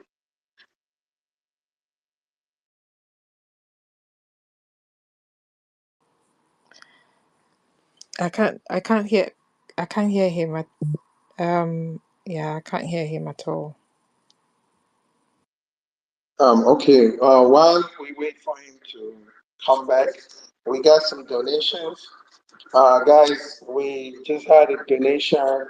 I'm gonna read them out. I hope somebody is taking note as well. 5,000 naira donation.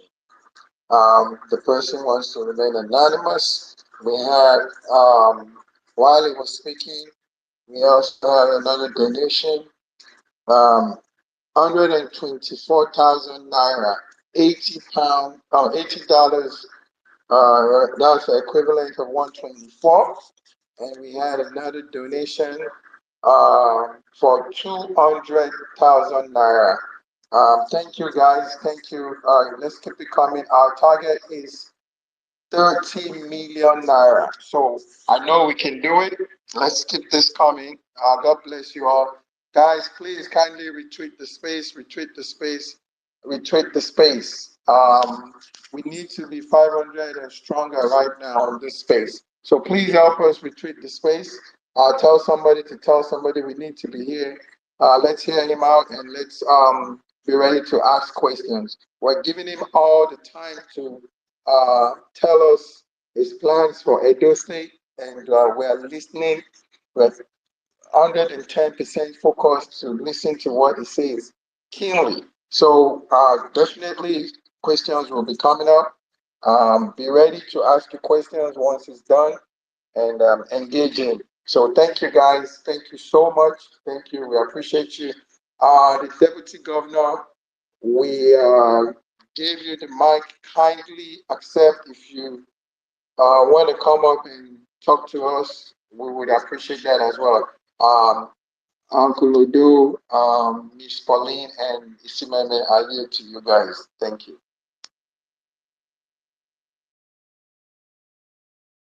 Yeah, thank you very much, Big Mag. So, yeah, the deputy governor, if you've heard, please accept the invite to speak. Ladies and gentlemen, the offering box is open. You can make a donation to the account. No amount is too small.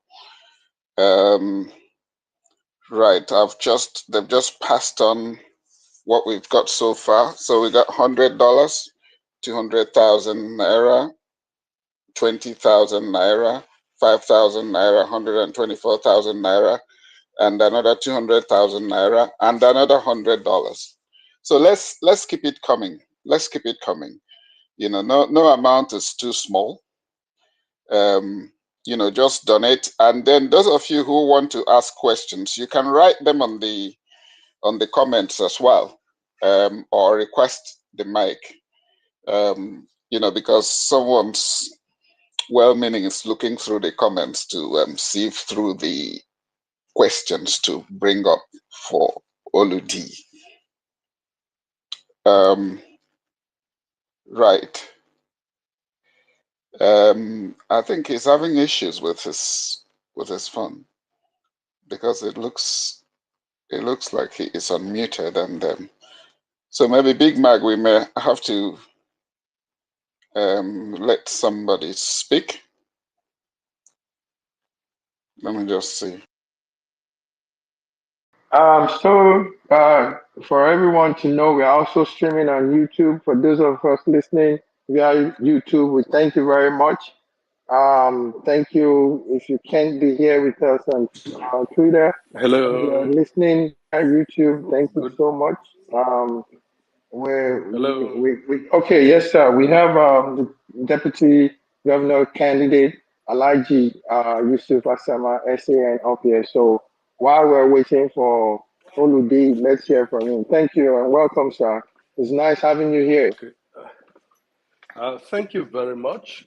Good evening, good afternoon, good morning, everyone, depending on what part of the world you are at the moment. Thank you so much for, although the invitation to me to speak took me unawares, but because I'm in a place where it's not so conducive, but I've just stepped out of the place I am now, just to quickly greet the audience and to appreciate every one of you here present. Uh, my name is Yusuf Asama Kadiri, Senior Advocate of Nigeria. I've been listening very attentively, and I think my principal, Olumide Akpata, has said it all. There's so much. In fact, if we're going to be talking about the issues we've seen on the ground during this past couple of weeks, that we've gone around the entire Edo State, 18 local government areas, campaigning to the people, getting to rural communities. It's there's much more that can be said. Uh, so much decadence, if I'm permitted to use that language. Uh, Clear lack of governance or government in most parts of the state, and I think that it is so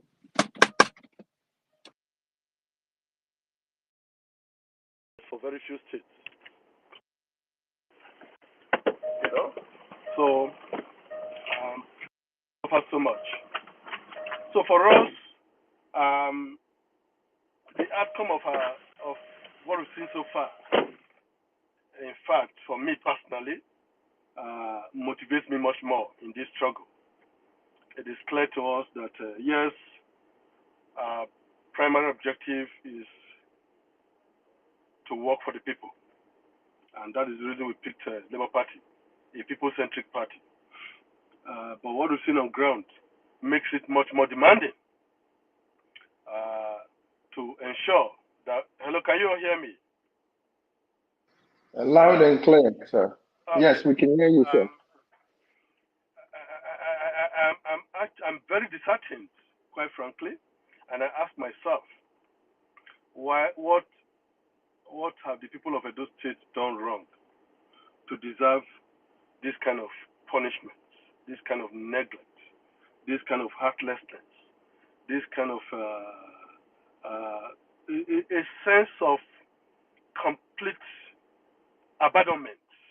You know, there is no particular part of the state that you say you find things on the ground that will make you think that successive governments over the years have been focusing on. There are some parts of Edo South we went to, particularly Ovia Southwest and Ovia Northeast local government area, and then of course the most recent one, Oriomo and Howode, where we went to last Friday and last Saturday. And it's so disheartening what you see on the ground. You go to some communities, it's as if the people are not even taken into reckoning, as if they do not exist in the eyes of those who have been opportune to manage the affairs of the state and the resources of the state. And it pervades all through everywhere. Edo Central, Edo North, Edo South. All you see is neglect. Complete breakdown of road infrastructure, lack of electricity, people yearning to have electricity just to make a living.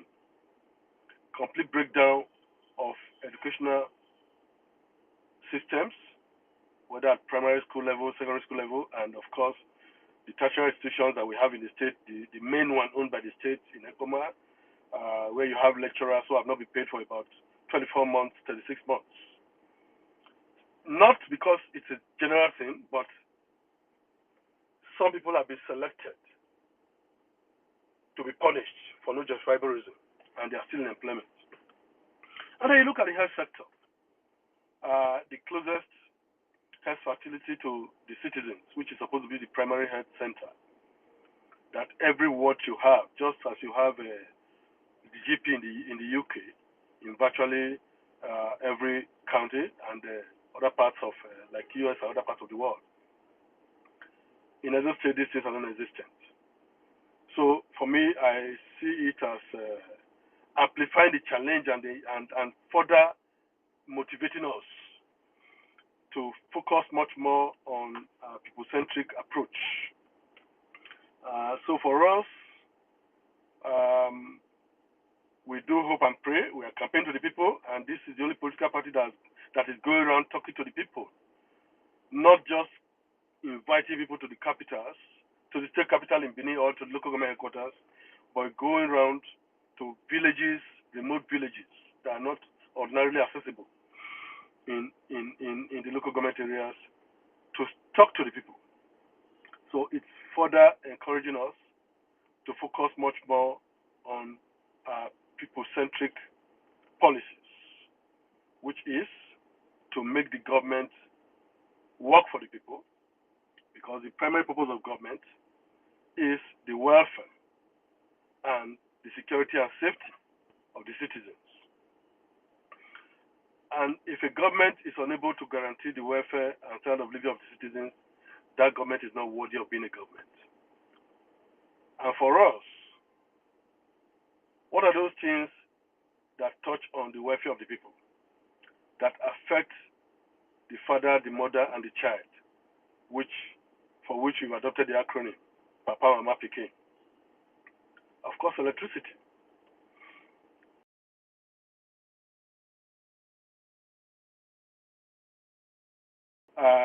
We are determined to take advantage of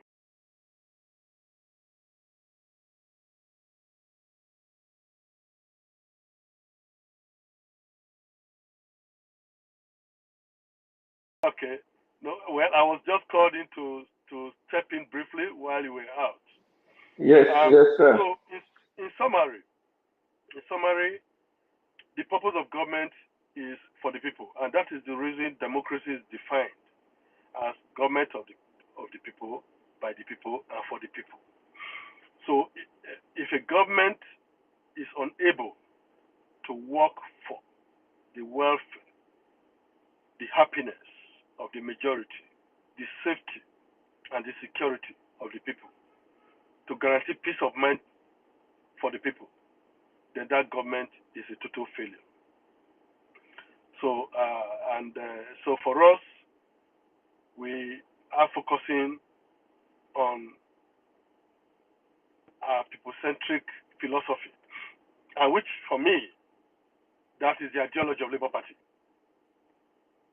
People-centric philosophy, approach to government.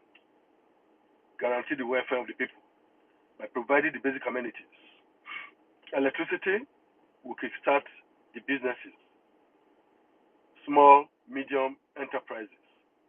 The ordinary tailor who is unable to operate without electricity and has to rely on a better pass by labor generator will have a new lease of life. The vulcanizer will have a new lease of life where there's electricity. The barbing salon will have a new lease of life where there's electricity. The hairdresser will have a lease of life where there's... These are the lowest levels of businesses. Then you now talk about the industries. With electricity, the industries will bounce back. And of course, there will be resultant multiplier effect on the economy. The health sector we intend to focus on and ensure that we situate a primary health center in each of the 192 wards in Edo State to bring healthcare closer to the people. And not just the infrastructure, also the manpower to back it up. And the educational sector, Edo State is replete with schools, primary schools and secondary schools, where you find children sitting on the floor to write their notebooks. Dilapidated structures, schools where there are no teachers, Virtually every locality we went to, the people of the community are the ones contributing to employ teachers and pay their salaries. Then we ask ourselves, what then is government doing? If government cannot provide educational infrastructure, build the schools, renovate the ones that are dilapidating, and employ teachers and pay teacher salary, then how can we then guarantee a future for our states? How do we then equip the upcoming generation with requisite talents and skills to move into the circles of life? So at this point, so I don't take the time allocated to my principal, I will stop. So, but let me just touch a little bit on this. I know he has spoken a lot, and he still has much more to say. So, thank you so much, and I really appreciate and commend everyone who has put this together. Thank you. Yeah, thank you very much, Deputy Governor. It's actually fantastic. Both of you are just thinking alike, and I can even pick out the same words you are using, because we were doing some analysis here. And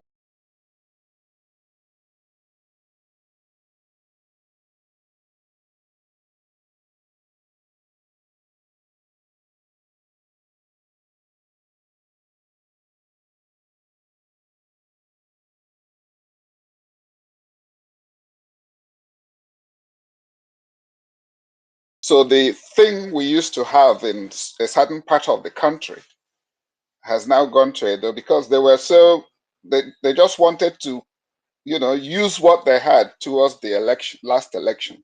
So for 2022, 23, they didn't put down to draw down on the UBEC funding. I just need to look back on that. If I get the material, I'll send it to you by DM. So there's actually money there because for basic education, but you have to put down a counterpart funding from the state government to draw down that money. And a lot of states felt it was better for them to keep and use the one they have for their own whatever purposes, rather than put it down and draw and access that funding for the benefit of the kids. So thank you very much. Just want to announce 150K from Jennifer. Thank you very much, Jennifer. Thank you. Thank you. Please keep it coming, and we'll be interjecting and announcing. We've got some questions as well. The last one is the one you've just covered, actually, about primary and secondary schools, what you would do. But you've answered that, and I'm hoping that the individual that sent do write again or request the mic. Put your question in the comment section. Someone's looking through it to pull it up. Oludi, are you ready? I'm back. My governor, thank you very much. We call you Oludio behind your back. So,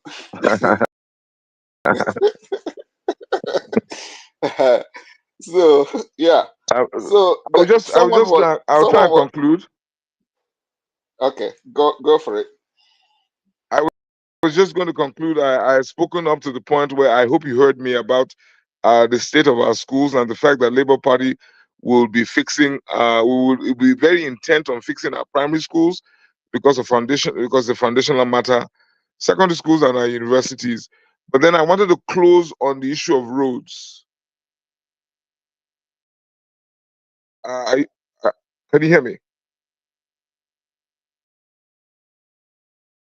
Okay, great. Loud so and clear. Loud and clear. On the issue of roads, our experience was quite heartbreaking. The fact that there's a total failure of road infrastructure in Edo State, and Labour Party, we intend to fix that. I will borrow a leaf from our leader Peter Obi when he was governor of Anambra State, where he put together a consortium of road contractors, and this is what he said to me, and he got them to work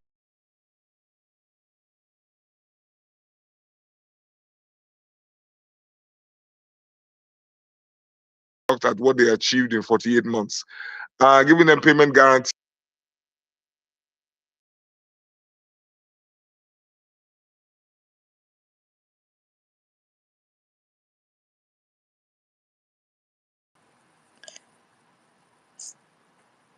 I can't hear anyone. To share with people. You can't hear me?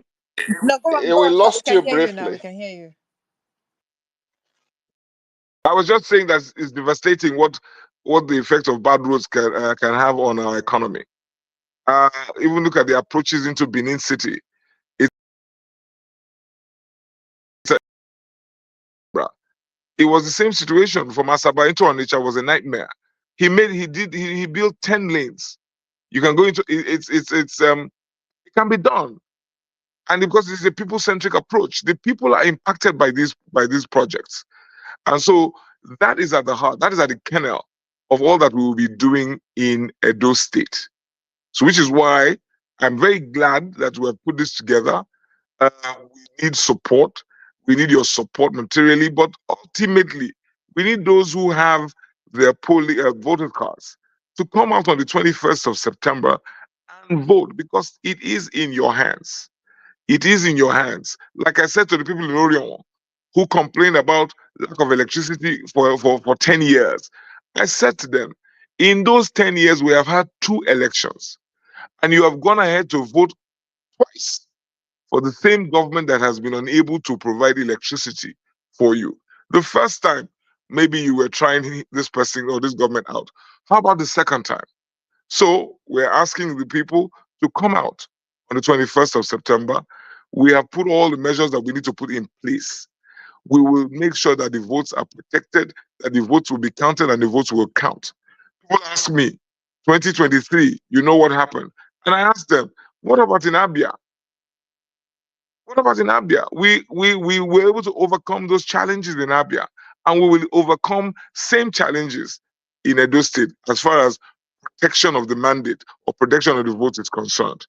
So technology has not been so much our friend by today, but I'm hoping that the core of my message has been delivered to the listeners. I'm grateful for those who have contributed. It doesn't end tonight. We have a we have a we are hopeful to receive support from our people around the world to ensure that we're able to enthrone good governance in Edo State. Now that I have the opportunity, let me announce again that we will be going on a diaspora tour. And for now, the dates and locations that have been firmed up are London for the 26th of July and Manchester for the 27th of July. So we'll be coming to speak directly to our people in the diaspora because they're critical, very critical stakeholders, and the face-to-face meeting has become necessary and totally very important. We hope to be in Rome on the 28th of July. More information to come shortly in that regard. And any other location we shall be visiting, we will let you know well ahead of time. We intend to be in the Americas, in the US, and in Canada later on in the sometime in August. All of that information will be made known ASAP. I want to thank the organizers of this interaction. I'm really grateful, and one MMC and everybody else. I'm really grateful for the opportunity. I'm not gonna fall on a hand. That much I can tell you. All that you have done, I will not disappoint you.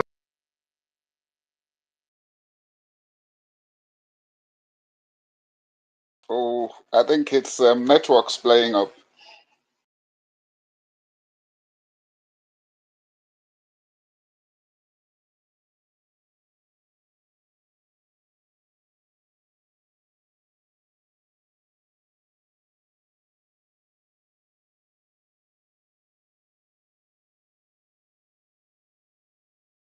Asking questions now. Um, our donations that have been coming in so far, I just got a 200,000 Naira donation from Integrity. Thank you so much, Integrity, for that. 200,000 Naira has just been received, and we will keep updating the house as the donation comes in. So right now, 200,000 and the others that were announced earlier. So let's keep this going, guys. Please, let's request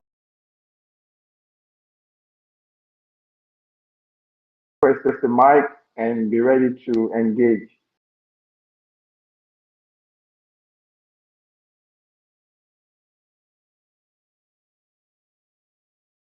Would have a special one-on-one space with you, sir, at your earliest convenience. So we would have 110% time for you and you alone. But we appreciate you coming up to speak, to formally introducing yourself to us. And we know you're going to be at the Comrade show on the 21st of this month for a one-on-one with the comrade. So, guys, if you want to hear him out, don't miss that show. Please make it a date. Put it in your calendar. I would put the link up here so you can join. It's a Zoom meeting link, so please don't forget. 21st of July, one-on-one with our Deputy Governor, Alhaji Yusuf Asama Kadri, SAN. Thank you, and Uncle Akaji, go ahead, sir. Yeah, the governor, one of the questions about education, I think I left out one bit. Someone was asking whether you have any plans for technical skills, technical schools that will actually give people skills that don't want to just go and do, academic stuff. I don't know if you've heard me. Can I answer that with your kind permission? If my principal is unavailable? Yeah, go. Yeah, go for it. Go for it. Yes, our plan for the educational sector is, first of all, the critical one, the foundational part of it, primary, secondary, and then of course tertiary. Then in addition, the vocational education. Way back in the 70s and 80s, Edo State or Bender State as it was then, and the era of Midwest State or Midwest region, had technical colleges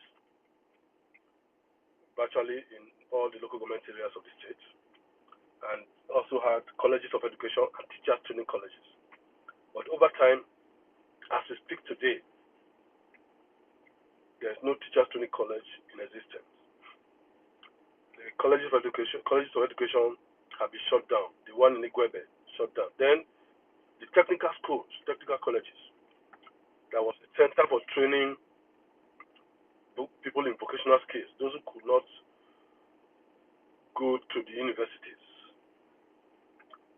could go there to learn one skill or the other, to enhance their ability to participate in the labor market or become entrepreneurs, are today non-existent. So it's part of what we intend to do. Literally bring in technology.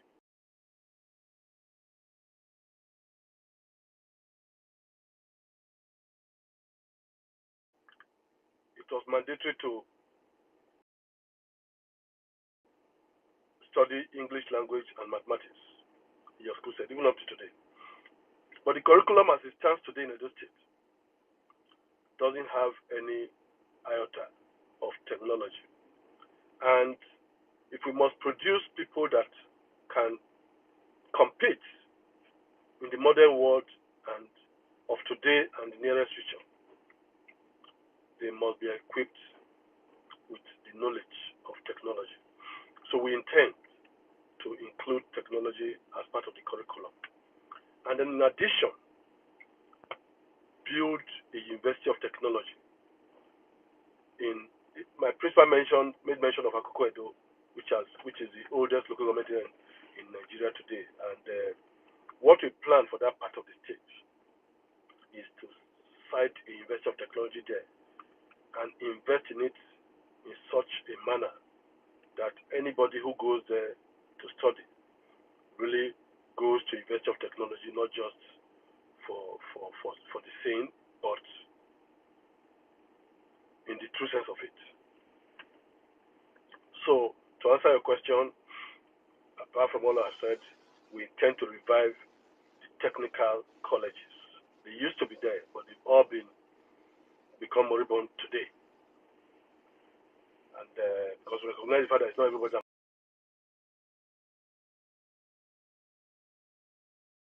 must go to university.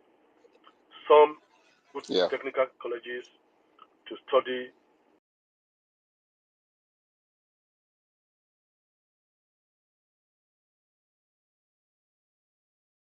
international oil companies and construction companies and this and that. If you check their records, as a lawyer, have been involved in processing expatriate permits for expatriates to come in. You find that majority of them are actually holders of technical education, not university degrees.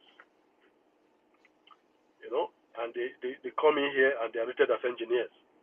But the truth of it is that they've not gone to university, but they've gone to technical colleges where they learned the practical approach to these things. So we intend to revive these schools and make them very, very functional, because those are the schools that will produce the skilled labor for a lot of the things that will happen in the nearest future. I hope I've answered the question. Thank you very much. Yes, and I'm sure the person will be satisfied, because there's a lot of gaps. You know, even from automotive, I see that people can't just put diagnostic tools and see things and interpret it and then go on to fix stuff. But that's talk for another day. I see that the governor's back and his hand is raised. If you don't mind, sir, let me take some people that will ask. Oh, he's dropped off again. No,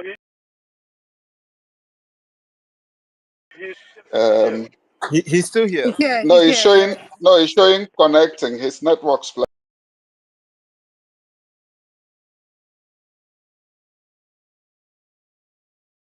Miss, say hello.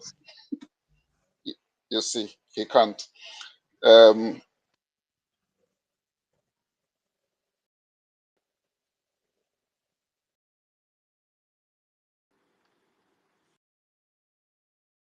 Okay, I think he's dropped off again. Oh, it's back up on the speaker session.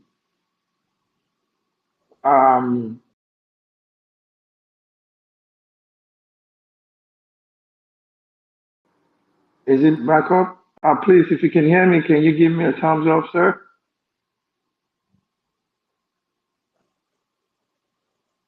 Oludi, can you please unmute your mic and speak if you're up here and you can hear me? I don't think you can.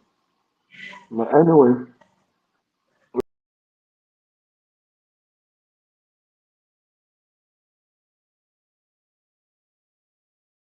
but thank you for sitting in. Thank you for coming up to help out. It's unfortunate that our principal is having technical problems. So yes, let's keep this moving. Whoever wants to ask the first question, I am positive he writes those questions down, so he definitely hears what they're saying. And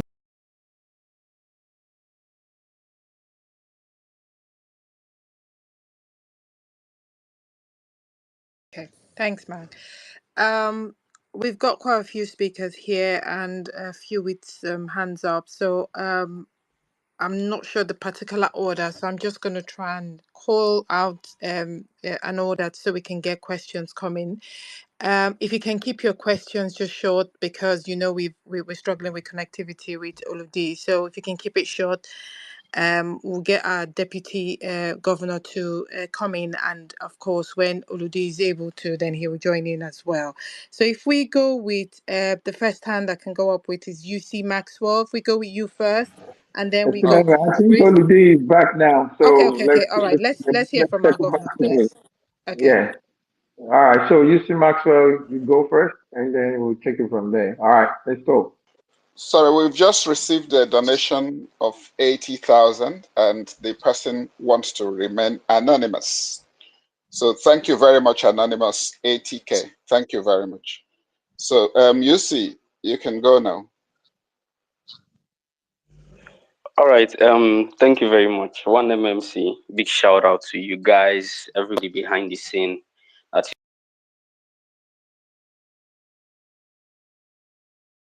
doing one or two things to ensure this is going on fine.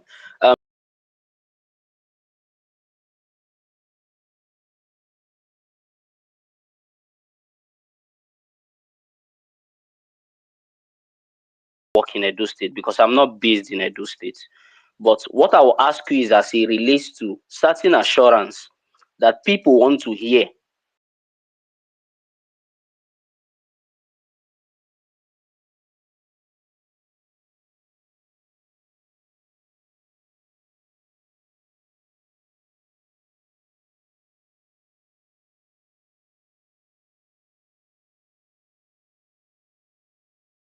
Are we doing? What is on place? What is the framework that is being put with Labour Party to guarantee that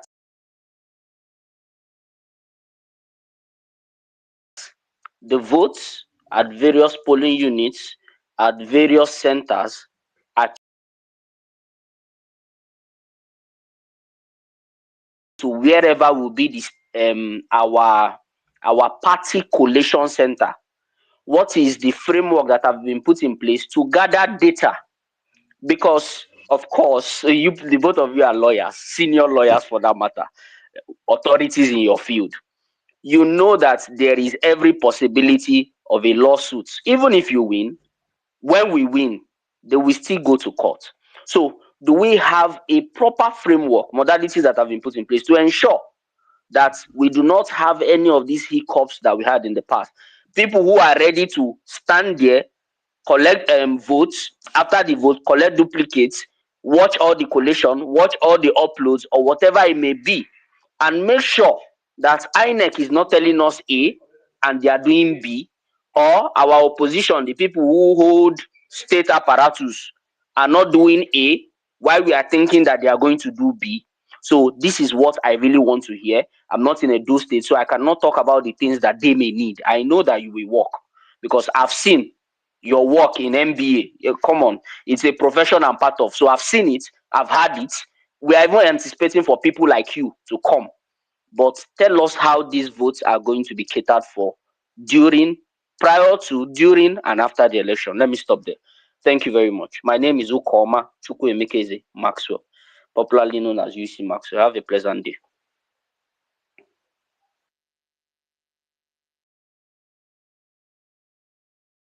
All right. We'll say deputy is up here.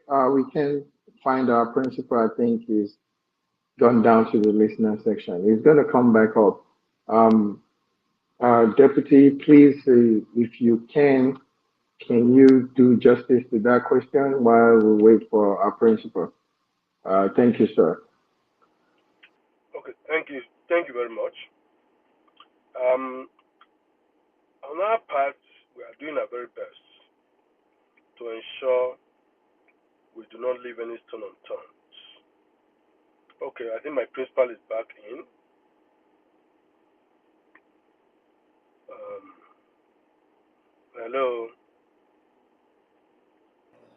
Okay, We can Carry hear on, you, sir. sir. We can We hear you, can sir. hear you, Carry sir. on, sir. yeah, so we're doing our very best to ensure we do not leave any stone unturned. And first of all, the most critical thing is to ensure that we have the right caliber of persons as polling unit agents in manning the various, each and every polling unit in the state, because that is the first place where malpractice, you know, can happen and do happen. So, still work in progress, but I can assure you that we are, focusing our eyes on the ball to ensure that the mistakes of the past do not reoccur. So, polling unit agents fully on ground polling units. Then, of course, we also deploy technology to such that polling unit agents update the data center, you know, constantly as the process is going on, and then we are tracking the transmission. up to the World Coalition Center. So I can assure you that we are working in that regard. And but we know that the criminals are not sleeping. So the citizens also, we also sensitize the citizens to be very vigilant and watchful, because above all, apart from the efforts of the polling unit agents, so much lies in the hands of the citizens. When they vote, to stay there and ensure that their votes are counted at the polling units, because whatever is declared at the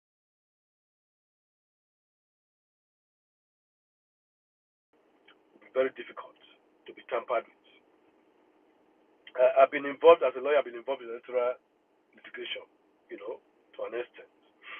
And what is most critical is to ensure that the votes recorded, cast and recorded at the polling units are protected and signed on by all parties present there. If the whatever is collated at the collation center is at variance with the polling units, and the polling discourse at the polling unit, which shows the signature and the endorsement of the agents of each and every party and the returning officer and INEC, then that's the ground for invalidating such results. So, and then also beyond the polling process itself, accreditation is very crucial. So we are training. We are currently training our polling unit agents to equip them with what is required for them to watch out for. Okay, it's lesser than the number of votes cast. Then automatically the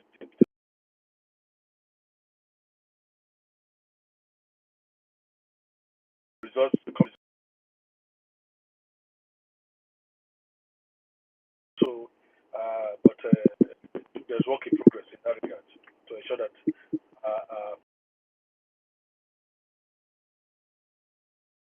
polling agents are well equipped with what they need to know and do on the spot. Thank you. I hope that answers the question. Thank you. Something to that. I can hear you. I just need to determine that you can hear me also. Yes, loud and clear. Okay, great. So apologies for technology. But thankfully, the deputy governor candidate is here to fill in, and I'm really grateful for that. But the question, I heard the question, and just as he has said, we are, as we say in local parlance, men mount. We have 4,518 or thereabout wards. Sorry, polling units. Forgive me. And the problem in previous elections has been the fact that we've not had boots on the ground. So this problem will I be can't hear solved him. by the fact that Is it just me? I can hear him. I can hear him. Okay, Carry so on. it's just me then. Carry on, I'll have to Bro. drop you and bring you back up, Uncle Kaji.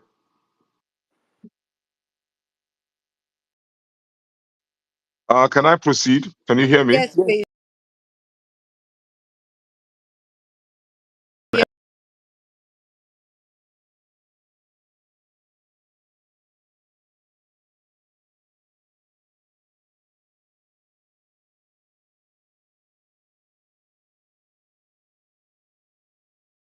In Abia. And we intend to improve on our performance by ensuring that each of our polling units are manned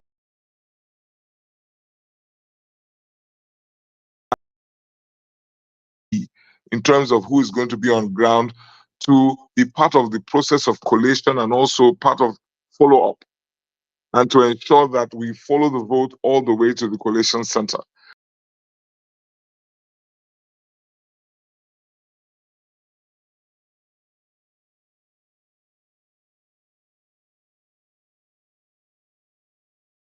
Sensitive strategies. I think I just want to give the assurance to MC, the budding lawyer, who asked the question, that we're very mindful of this situation. And first thing first, boots will be on ground. Men, trusted men and women will be on ground to ensure that the process is followed through. I hope that gives him the comfort that he requires. Where they come to places where they think there's a lot of votes and things, and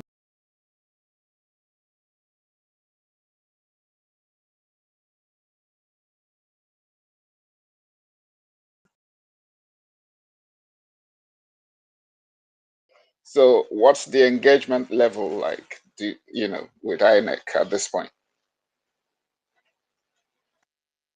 I mean, I think I've demonstrated right from the primaries of my party up until now that I have access. I have access to INEC. I have access to relevant regulatory authorities. I intend to use my access. So when we were having our primaries at the Labour Party, it was the case that the addresses, the locations for each of the ward congresses was not advertised by my party at the onset, and that would have been devastating for me, because easily people would not have known where to go to vote, and we got INEC to direct the party to publish the result. I'm sorry, not results now. Publish the addresses of each of the ward centers where the congresses were to be held. So that's just an example for you to understand that, like the deputy governor mentioned to you, he has been an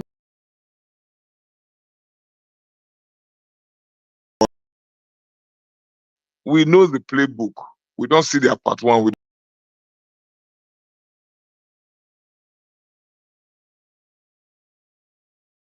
So you can be sure that we will do the needful.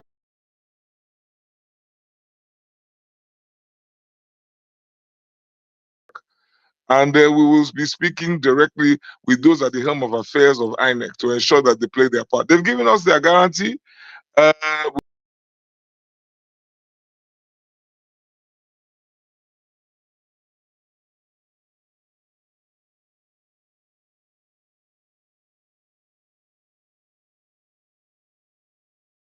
Keep it coming, guys, and remember, send a screenshot to 1MMC DM so that we can acknowledge it, and people are keeping tabs in the background.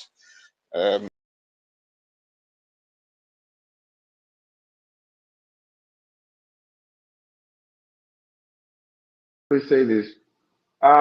We need donations, donations, donations. I'm waiting.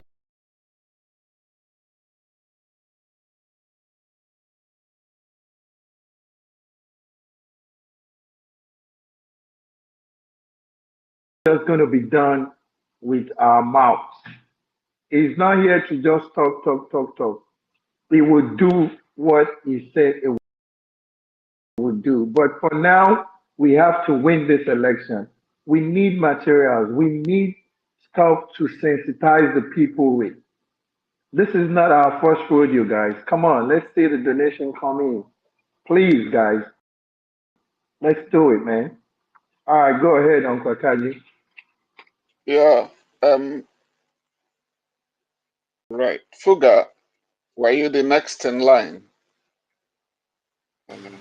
Thank you for giving me an opportunity. I want to thank the host and the co-host and my incoming Osagbovo Akpata and His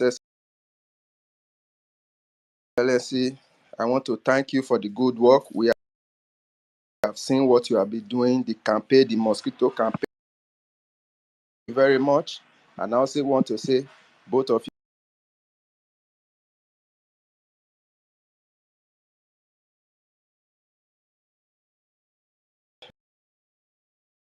put out about the beaver, the 400,000 beaver. They say that the water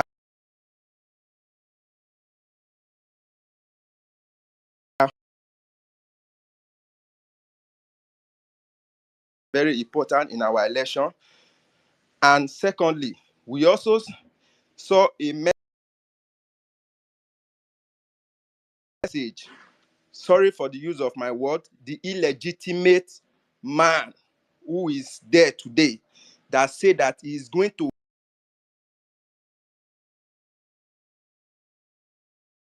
give Edo State to APC. And we have not heard any statement.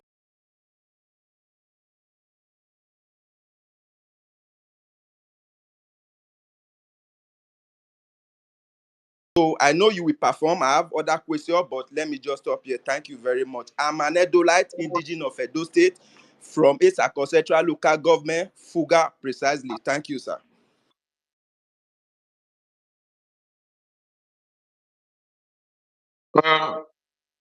First and foremost, sound check. I hope I can be heard.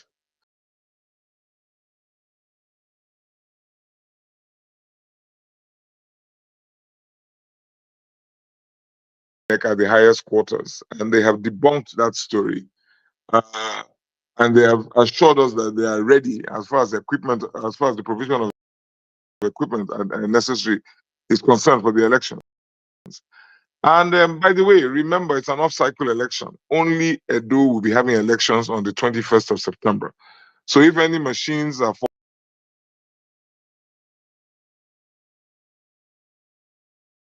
faulty in one location, they can always bring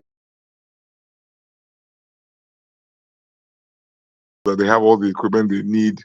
And we would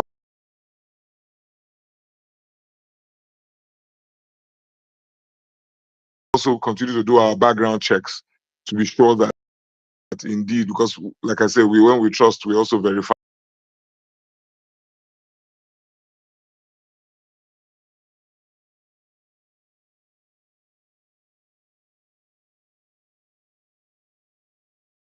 Should be yes, that particular individual may be a serving government official, but the truth of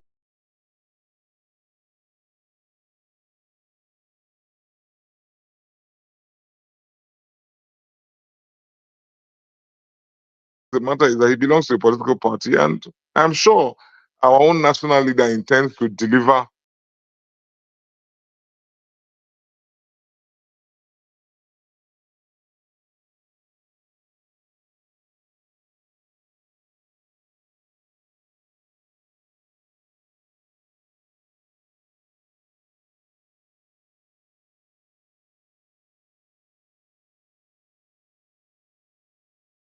Bayelsa elections were held, and APC did not win in Bayelsa. So it's not a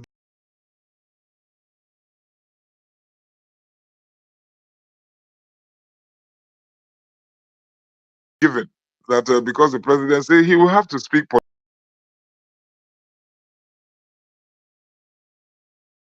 that because the president said he will have to speak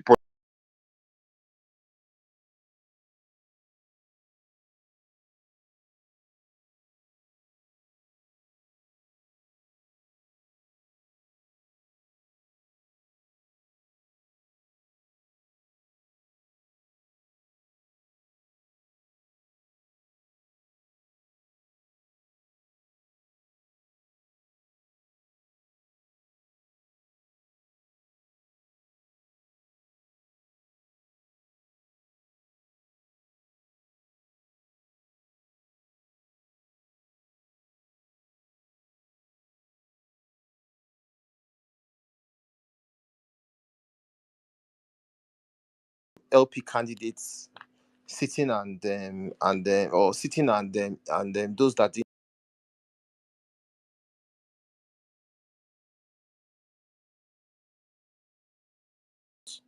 there are a few of them that we have access to, a few of them that use us as resources to defend them. Let us know so we can, in our words, drag them. Sorry, I Okay. missed Joe Obedience. Sorry, can you hear me? Yeah. Yeah. Yeah. Yeah, I can hear you, sir. Joe Obedience,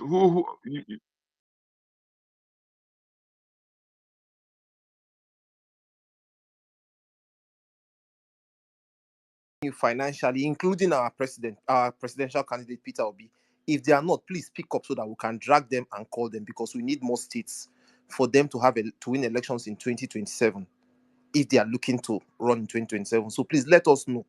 They use us for as a resource to defend them when it's needed, or to promote them when they need it. So please, if they are not supporting you, let us know so we know those we would not support when the time comes. My second part of it is, please, there is a story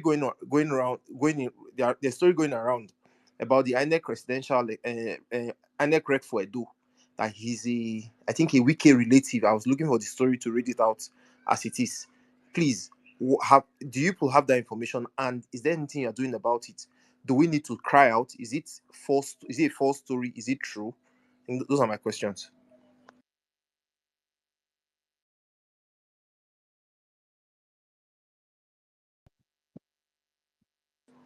Please, was I audible? I don't know if you Yes, guys heard me. Yeah, yeah, you were. you were. You were, and I believe he heard you. He probably wrote your question down, but maybe his network issue is just a little bit.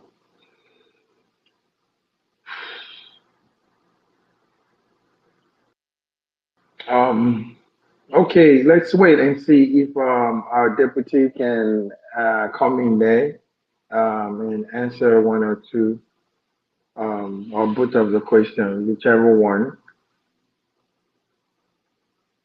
I think he's coming back up.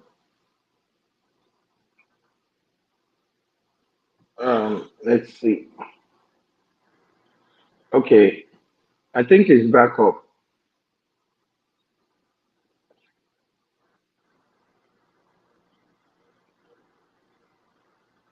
Can you hear us?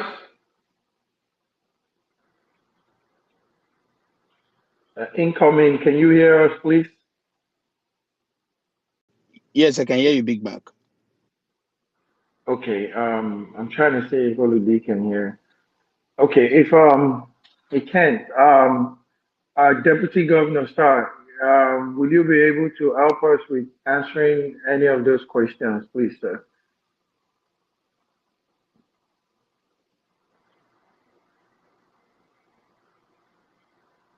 I don't think he can also hear us. Um, okay, Miss Pauline, yes, you are also here. Please unmute your mic and see if you can help with those questions. Thank you, ma'am.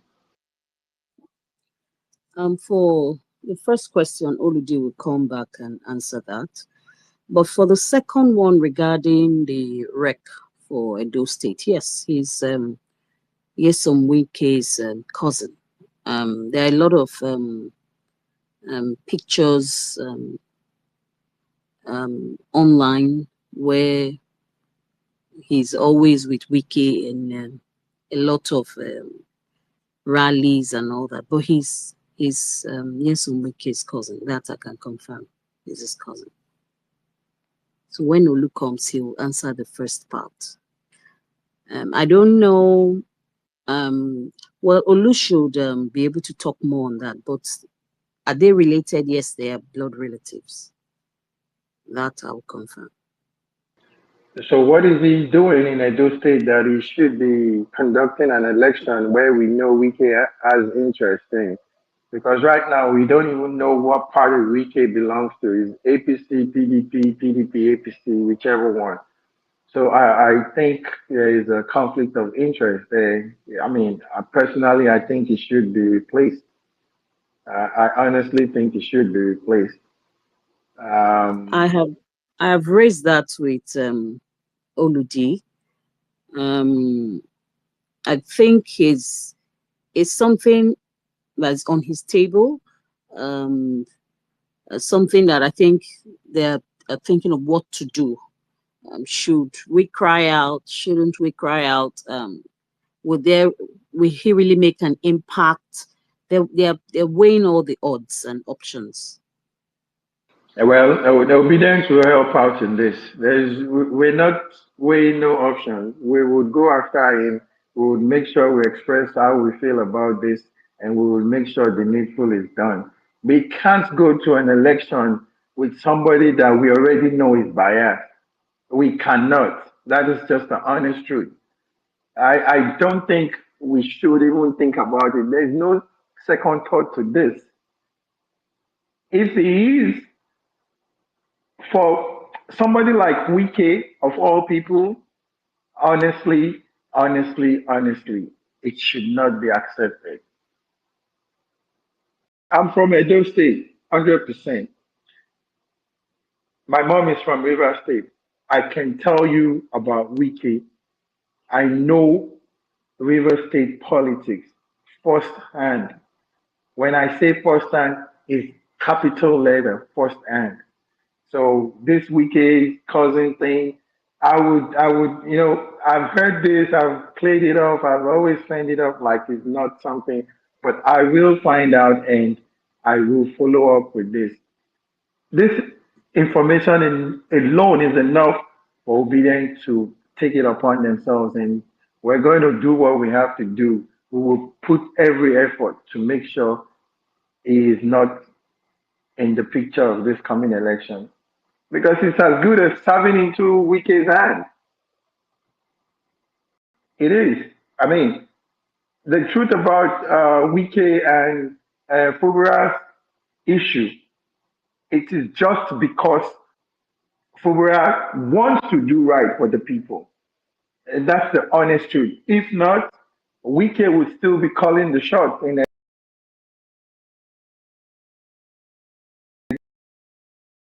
that's the simple truth. I will tell you that for free. If not, Wike would still be calling the shots. So having somebody that it's a no-no. It's a no-no. People that are not related to him, we know what they did. Not to talk about somebody that is related to him. I'm sorry, but this just ticks me off real quick. And I'm not gonna lie. Uncle Kaji, let me allow you. Thank you very much, Big Mac. um, right, let's make some progress. Chris, your hand has been up. Or have you spoken now?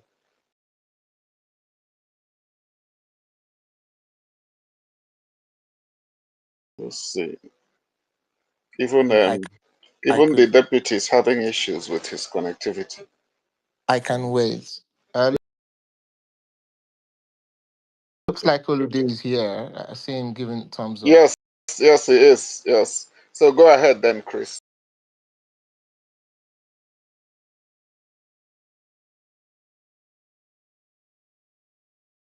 Um, so I have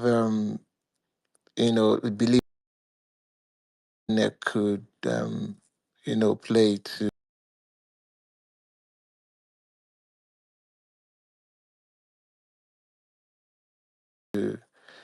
to want to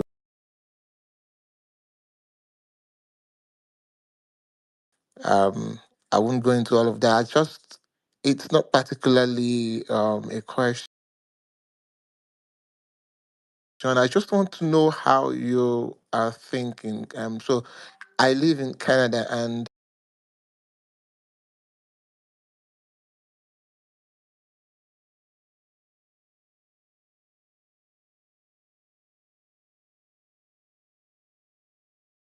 than 5 to 6 thousand youths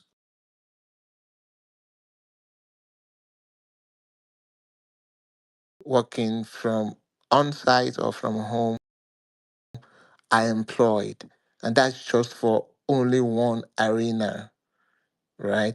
And if you look at Edo State, I couldn't I couldn't say we have such infrastructure. And I know you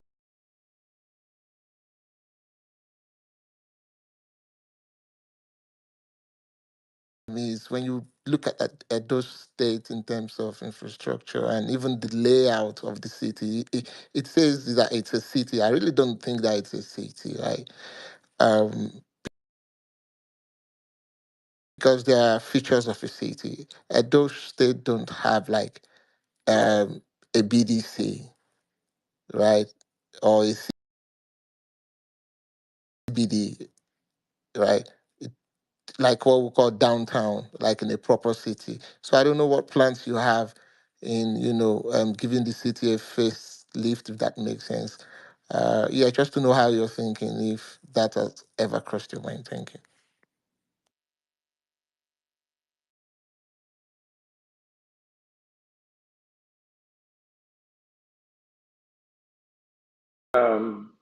Oludi, we don't know if you can hear us. Please, can you hear us? Somebody just asked a question. All right, sir. I think you can. Your mic is unmuted. Go ahead, sir.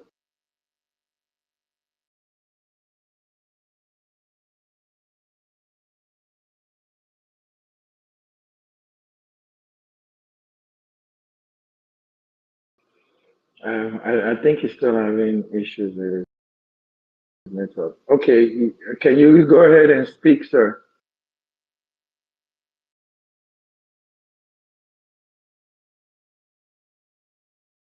ONG. This is an interesting one.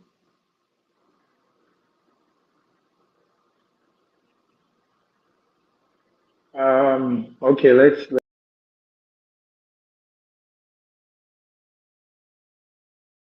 wait. Let's wait till he comes back up.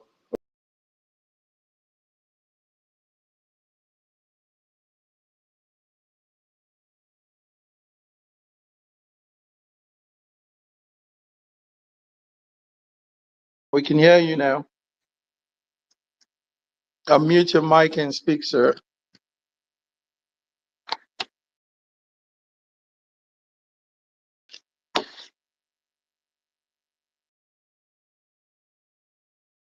Oh gosh. All right, let's just let's keep playing this. Till we get to Okay, he's just given going on. Yeah, go ahead, Governor. If you had the question, or do you want him to repeat it? It says connecting, so it's down. Yeah. Oh. I mean,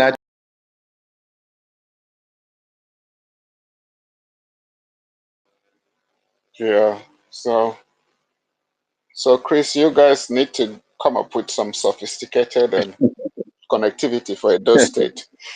That's a necessity right yeah, there. we will. We will. Don't worry. There was one day this guy, the guy in Imo State, he was doing a virtual interview, and they took the power. They took light off. Yeah, and they use the touchlight. All right. Oludi is back up. Let's see if we can hear him now. Sir, can you please unmute the mic and speak? Hopefully we can hear you in this. All right, I would suggest if you can you use another account, a different account? Let's see. Guys, let's share the space. Let's share the space. Let's share the space. Let's get more people here. Let's make it happen. Yes. Say maybe you can disable your Bluetooth and update your app. Maybe you go to PlayStation and update and see if that would help. And maybe you might want to speak directly to the Play Store rather. I said PlayStation. Yeah, from the Play Store. and see if all that could help. But I see your backup, sir. So can you please speak? Let's hear you, so we know that we can proceed. Oh no, still persist. He could try Can you try tapping making me the a mute co-host? button. Yeah, Can you try making me a co-host and see if it will yeah, help? let's Yeah, you can drop me off all and right, do that. let's just let It's me not a put you problem. back in the speaker session. As a matter of fact, Uncle Kaji, just click on the three buttons up there and just switch to a listener or speaker. You can switch yourself, and then Yeah, I'll make him a chorus. And yeah, sure. thank you, sir. Okay, let's do this. Please accept the co-host invite.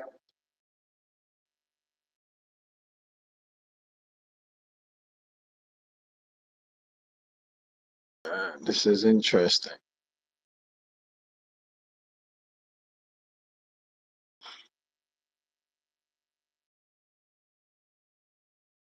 We can't hear you if you're speaking. You might want to drop and then come back up. We got a bunch of people waiting to answer. Ask your question, rather. What about his deputy? If you can check with him too. Uh, Yeah, he's hanging as well. I've just seen him. He's just spinning with the deputy. He's trying to come back up. yeah, deputies also. But let's see. Look, this should be up now. Okay, it's connecting. All right, guys, let's just keep jamming for the time being.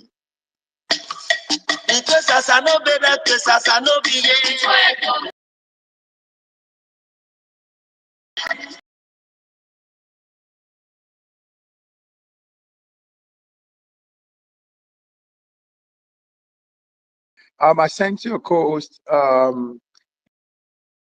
invite. Can you kindly accept that? Let's see, maybe that.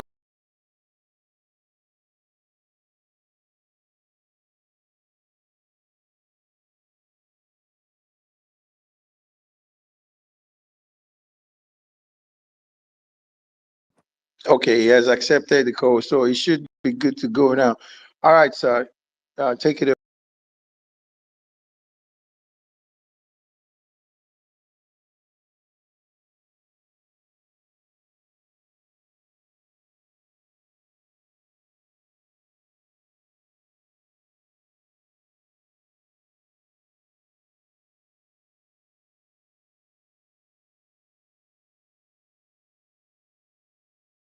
So your audio is the problem now, because every other thing seems good. If you can see the co-host and accept it, then uh, okay.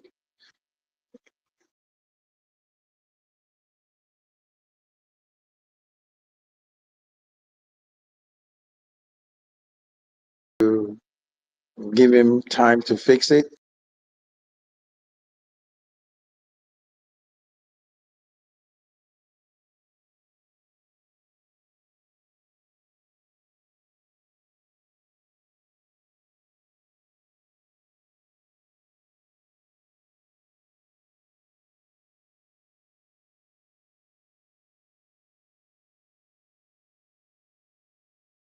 So Agbado people no go fit stop us.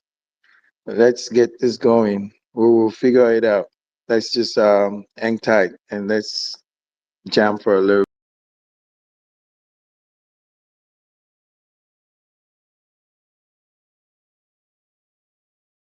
bit.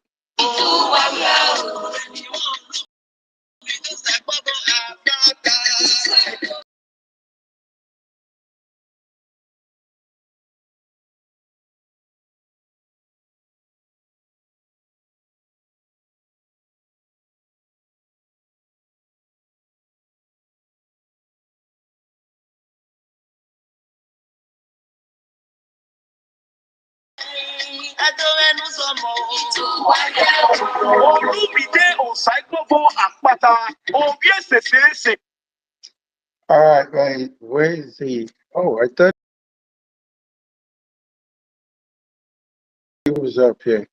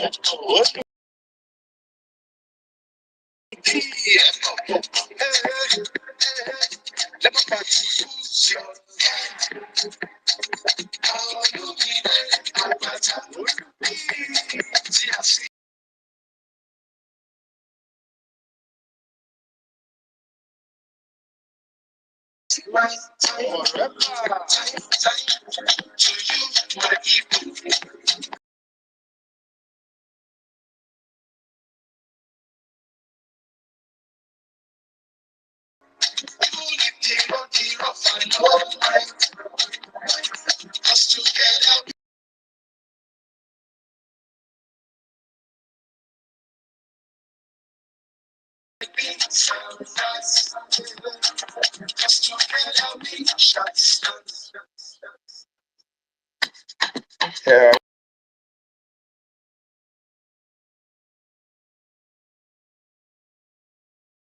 we just got to play the original version for copyright infringement purposes. So,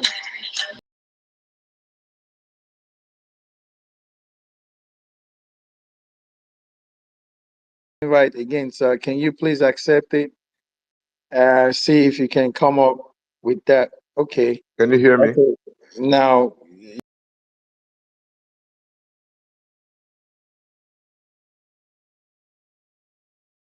yes, I think you're up there now. So, let's allow you to speak.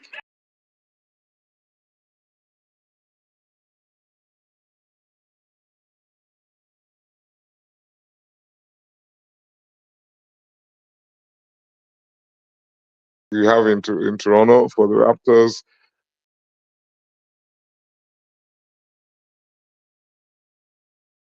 And then also creating a central business district, the downtown area agenda. But if you let us start with the building of sports centers. I think first our sport development plan is going to start with talent development. So we're going to start with building sporting academies across the state, so that we can actually get because there will be no, if there are no talents, there will be no league. So if there are no talents, we will not have a league that we will. Can you hear me? Yes, sir, we can hear Yes, you. sir, we can Carry hear on. you. Go ahead.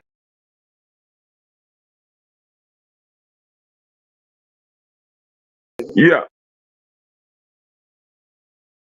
great, because there's a fantastic league there.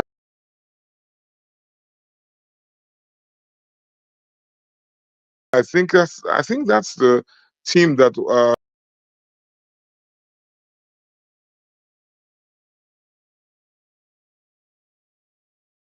I think so. I'm Bendel Insurance for football and all of that, but we have to revive Afuze, which was a sporting academy that General Ogbamudia built for us. We have to replicate Afuze across the state. Our youth will be engaged by this endeavor, by this undertaking. We will have youth who will develop their talent, so that when the scouts come, they can find good talent. Before the scouts come, we'll run a proper league. Well, in some of this sporting activity, I'm talking now football, but not just football. There are other activities that we can run uh, competitions in that would attract people. So yeah, when you do that, then you can begin to build sporting arenas where we can pack in crowds, and through which we can create more employment, as you have said. But we need to start from the basics, and then building a CBD. I think activities of our new town development agency and our urban and regional planning departments, because definitely, I think Benin is Benin City, for example, is more than it's overripe for creating creating new cities or a new downtown, if you may call it that. Look at where our airport is located. I mean, we must begin to think about moving the city outwards, and all of this will need initial infrastructure, roads, proper drainages, so on and so forth, so that we expand the cities. I hope I can still be heard. We can hear you, sir. Please, can others mute their mic? Please go ahead, sir. So, town planning, Is this Ive town Elema? planning, Is this Ive Elema? proper. She's here to ruin the space. Go ahead, sir.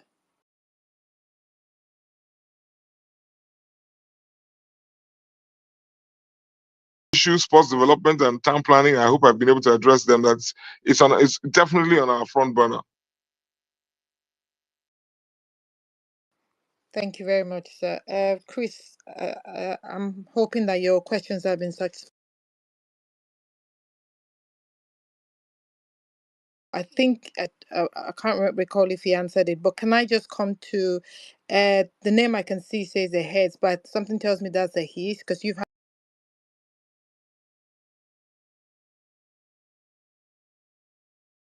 your hand up. So do you want to come in and ask your question? Yes, ma'am. Thank you very much. 1 second before he's go real quick. I want Joe Biden to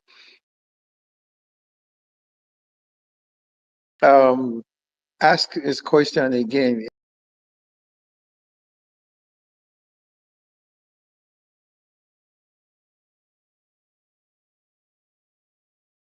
Two questions. One of them is Edorec.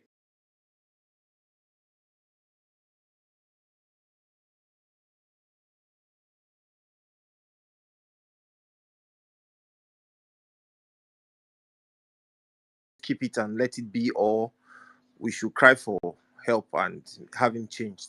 Second,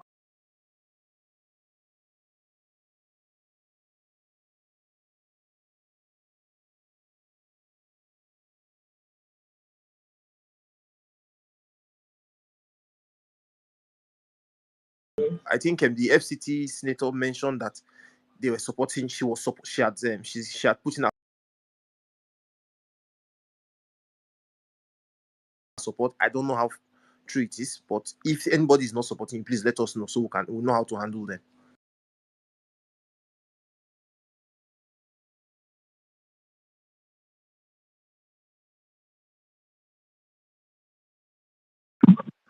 Where we are at the moment, I'm receiving all the support that I guess they're able to give at this point in time. And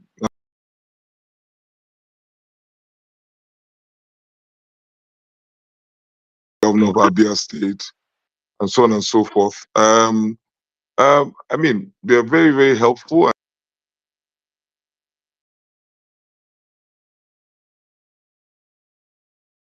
And they have indicated time and again that they have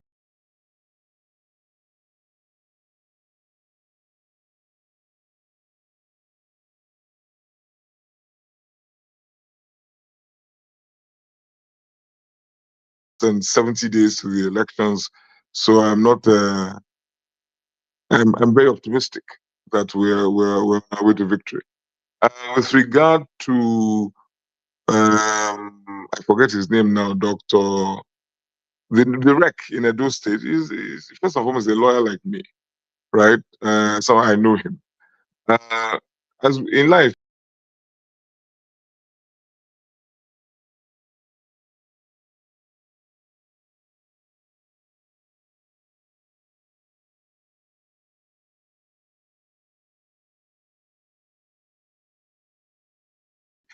I don't think it's enough for us to get our knickers in a twist and begin to panic.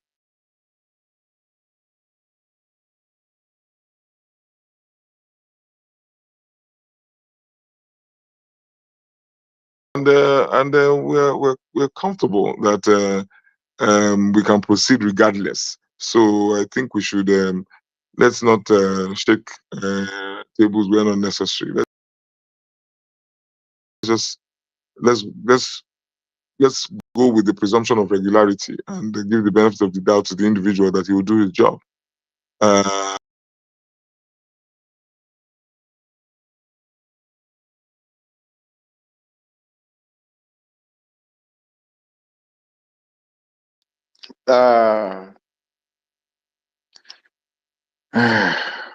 I want to believe you. I want to take what you say to add concerning this guy being related to Wiki, but honestly, I am not comfortable.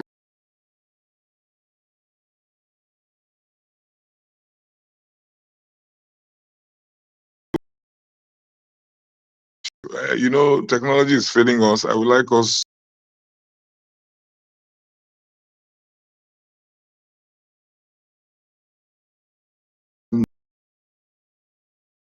governor of Edo State are not on the same page, and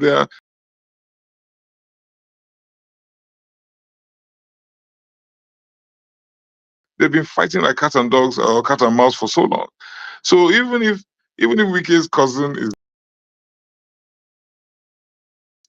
as keenly as we should have been, he's not there to do. So that means maybe you want to say he's there to do the bidding of the party at the center.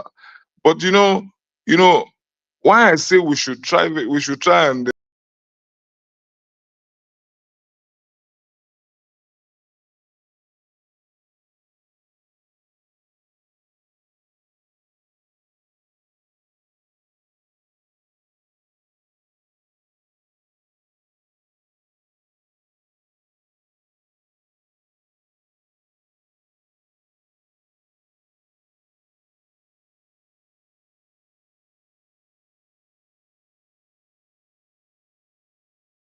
one man working in INEC. There's a national chairman, there's a national secretary. There are all sorts of officials involved in the process. So that's what I'm saying. I'm saying that at the end of the day, in the scheme of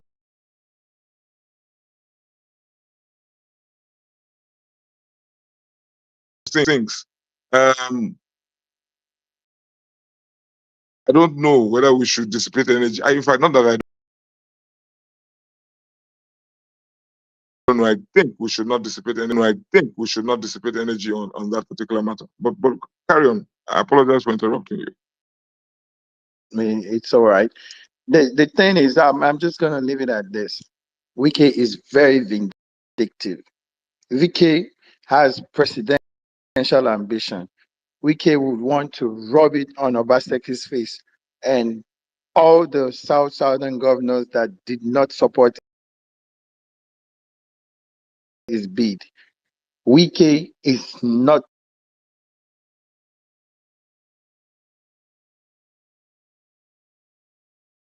Please ask Please, the can question, you right? unmute your mic? Yes. Yes, sir. Greetings, everyone. And I will just be very straightforward. Just to quickly touch on this topic that you just addressed now, sir. I believe you are a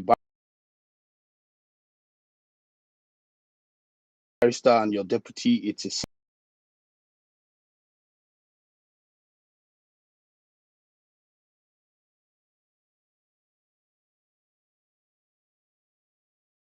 Believe as a standard, it should actually, you should actually, changed as a matter of,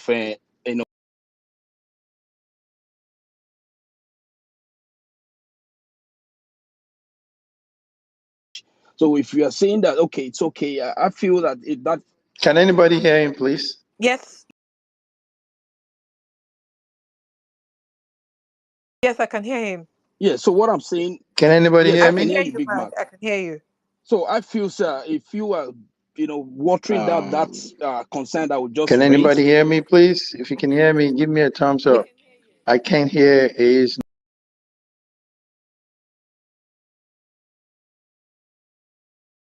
Now, is as if you don't take our complaints or our concerns for very personal, because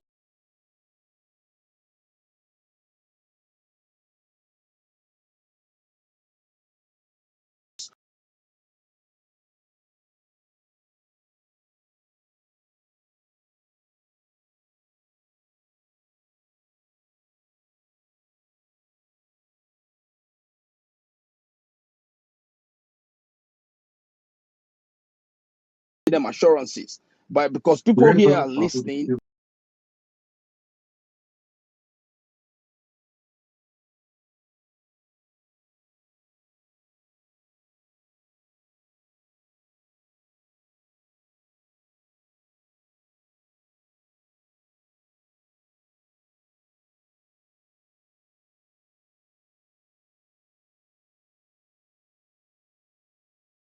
No, I stopped hearing him after a while, but I know he was going on about the fact that the wreck of Edo State is the weakest cause,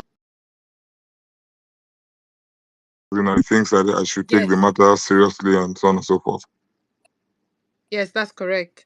Yes, so I'll just finish up. Probably you can tell me the ones you heard and the Is ones you done didn't hear. speaking? No, No, I'm I'll tell you when he's done speaking, and then anything addition he adds, then he can drop off. okay, sir. So So I please, can sir. hear him. Okay, please, sir. I before the thing drops off, I just want to beg you, sir, please, because we are giving up because these people are taking us for granted, and we need somebody that can stand up for the people. We, the people, are strongly behind you, but we just need somebody that can actually stand up to these people. Looking at it, INEC has said that there's 4,000 beavers flooded, but you said you've spoken behind the scene.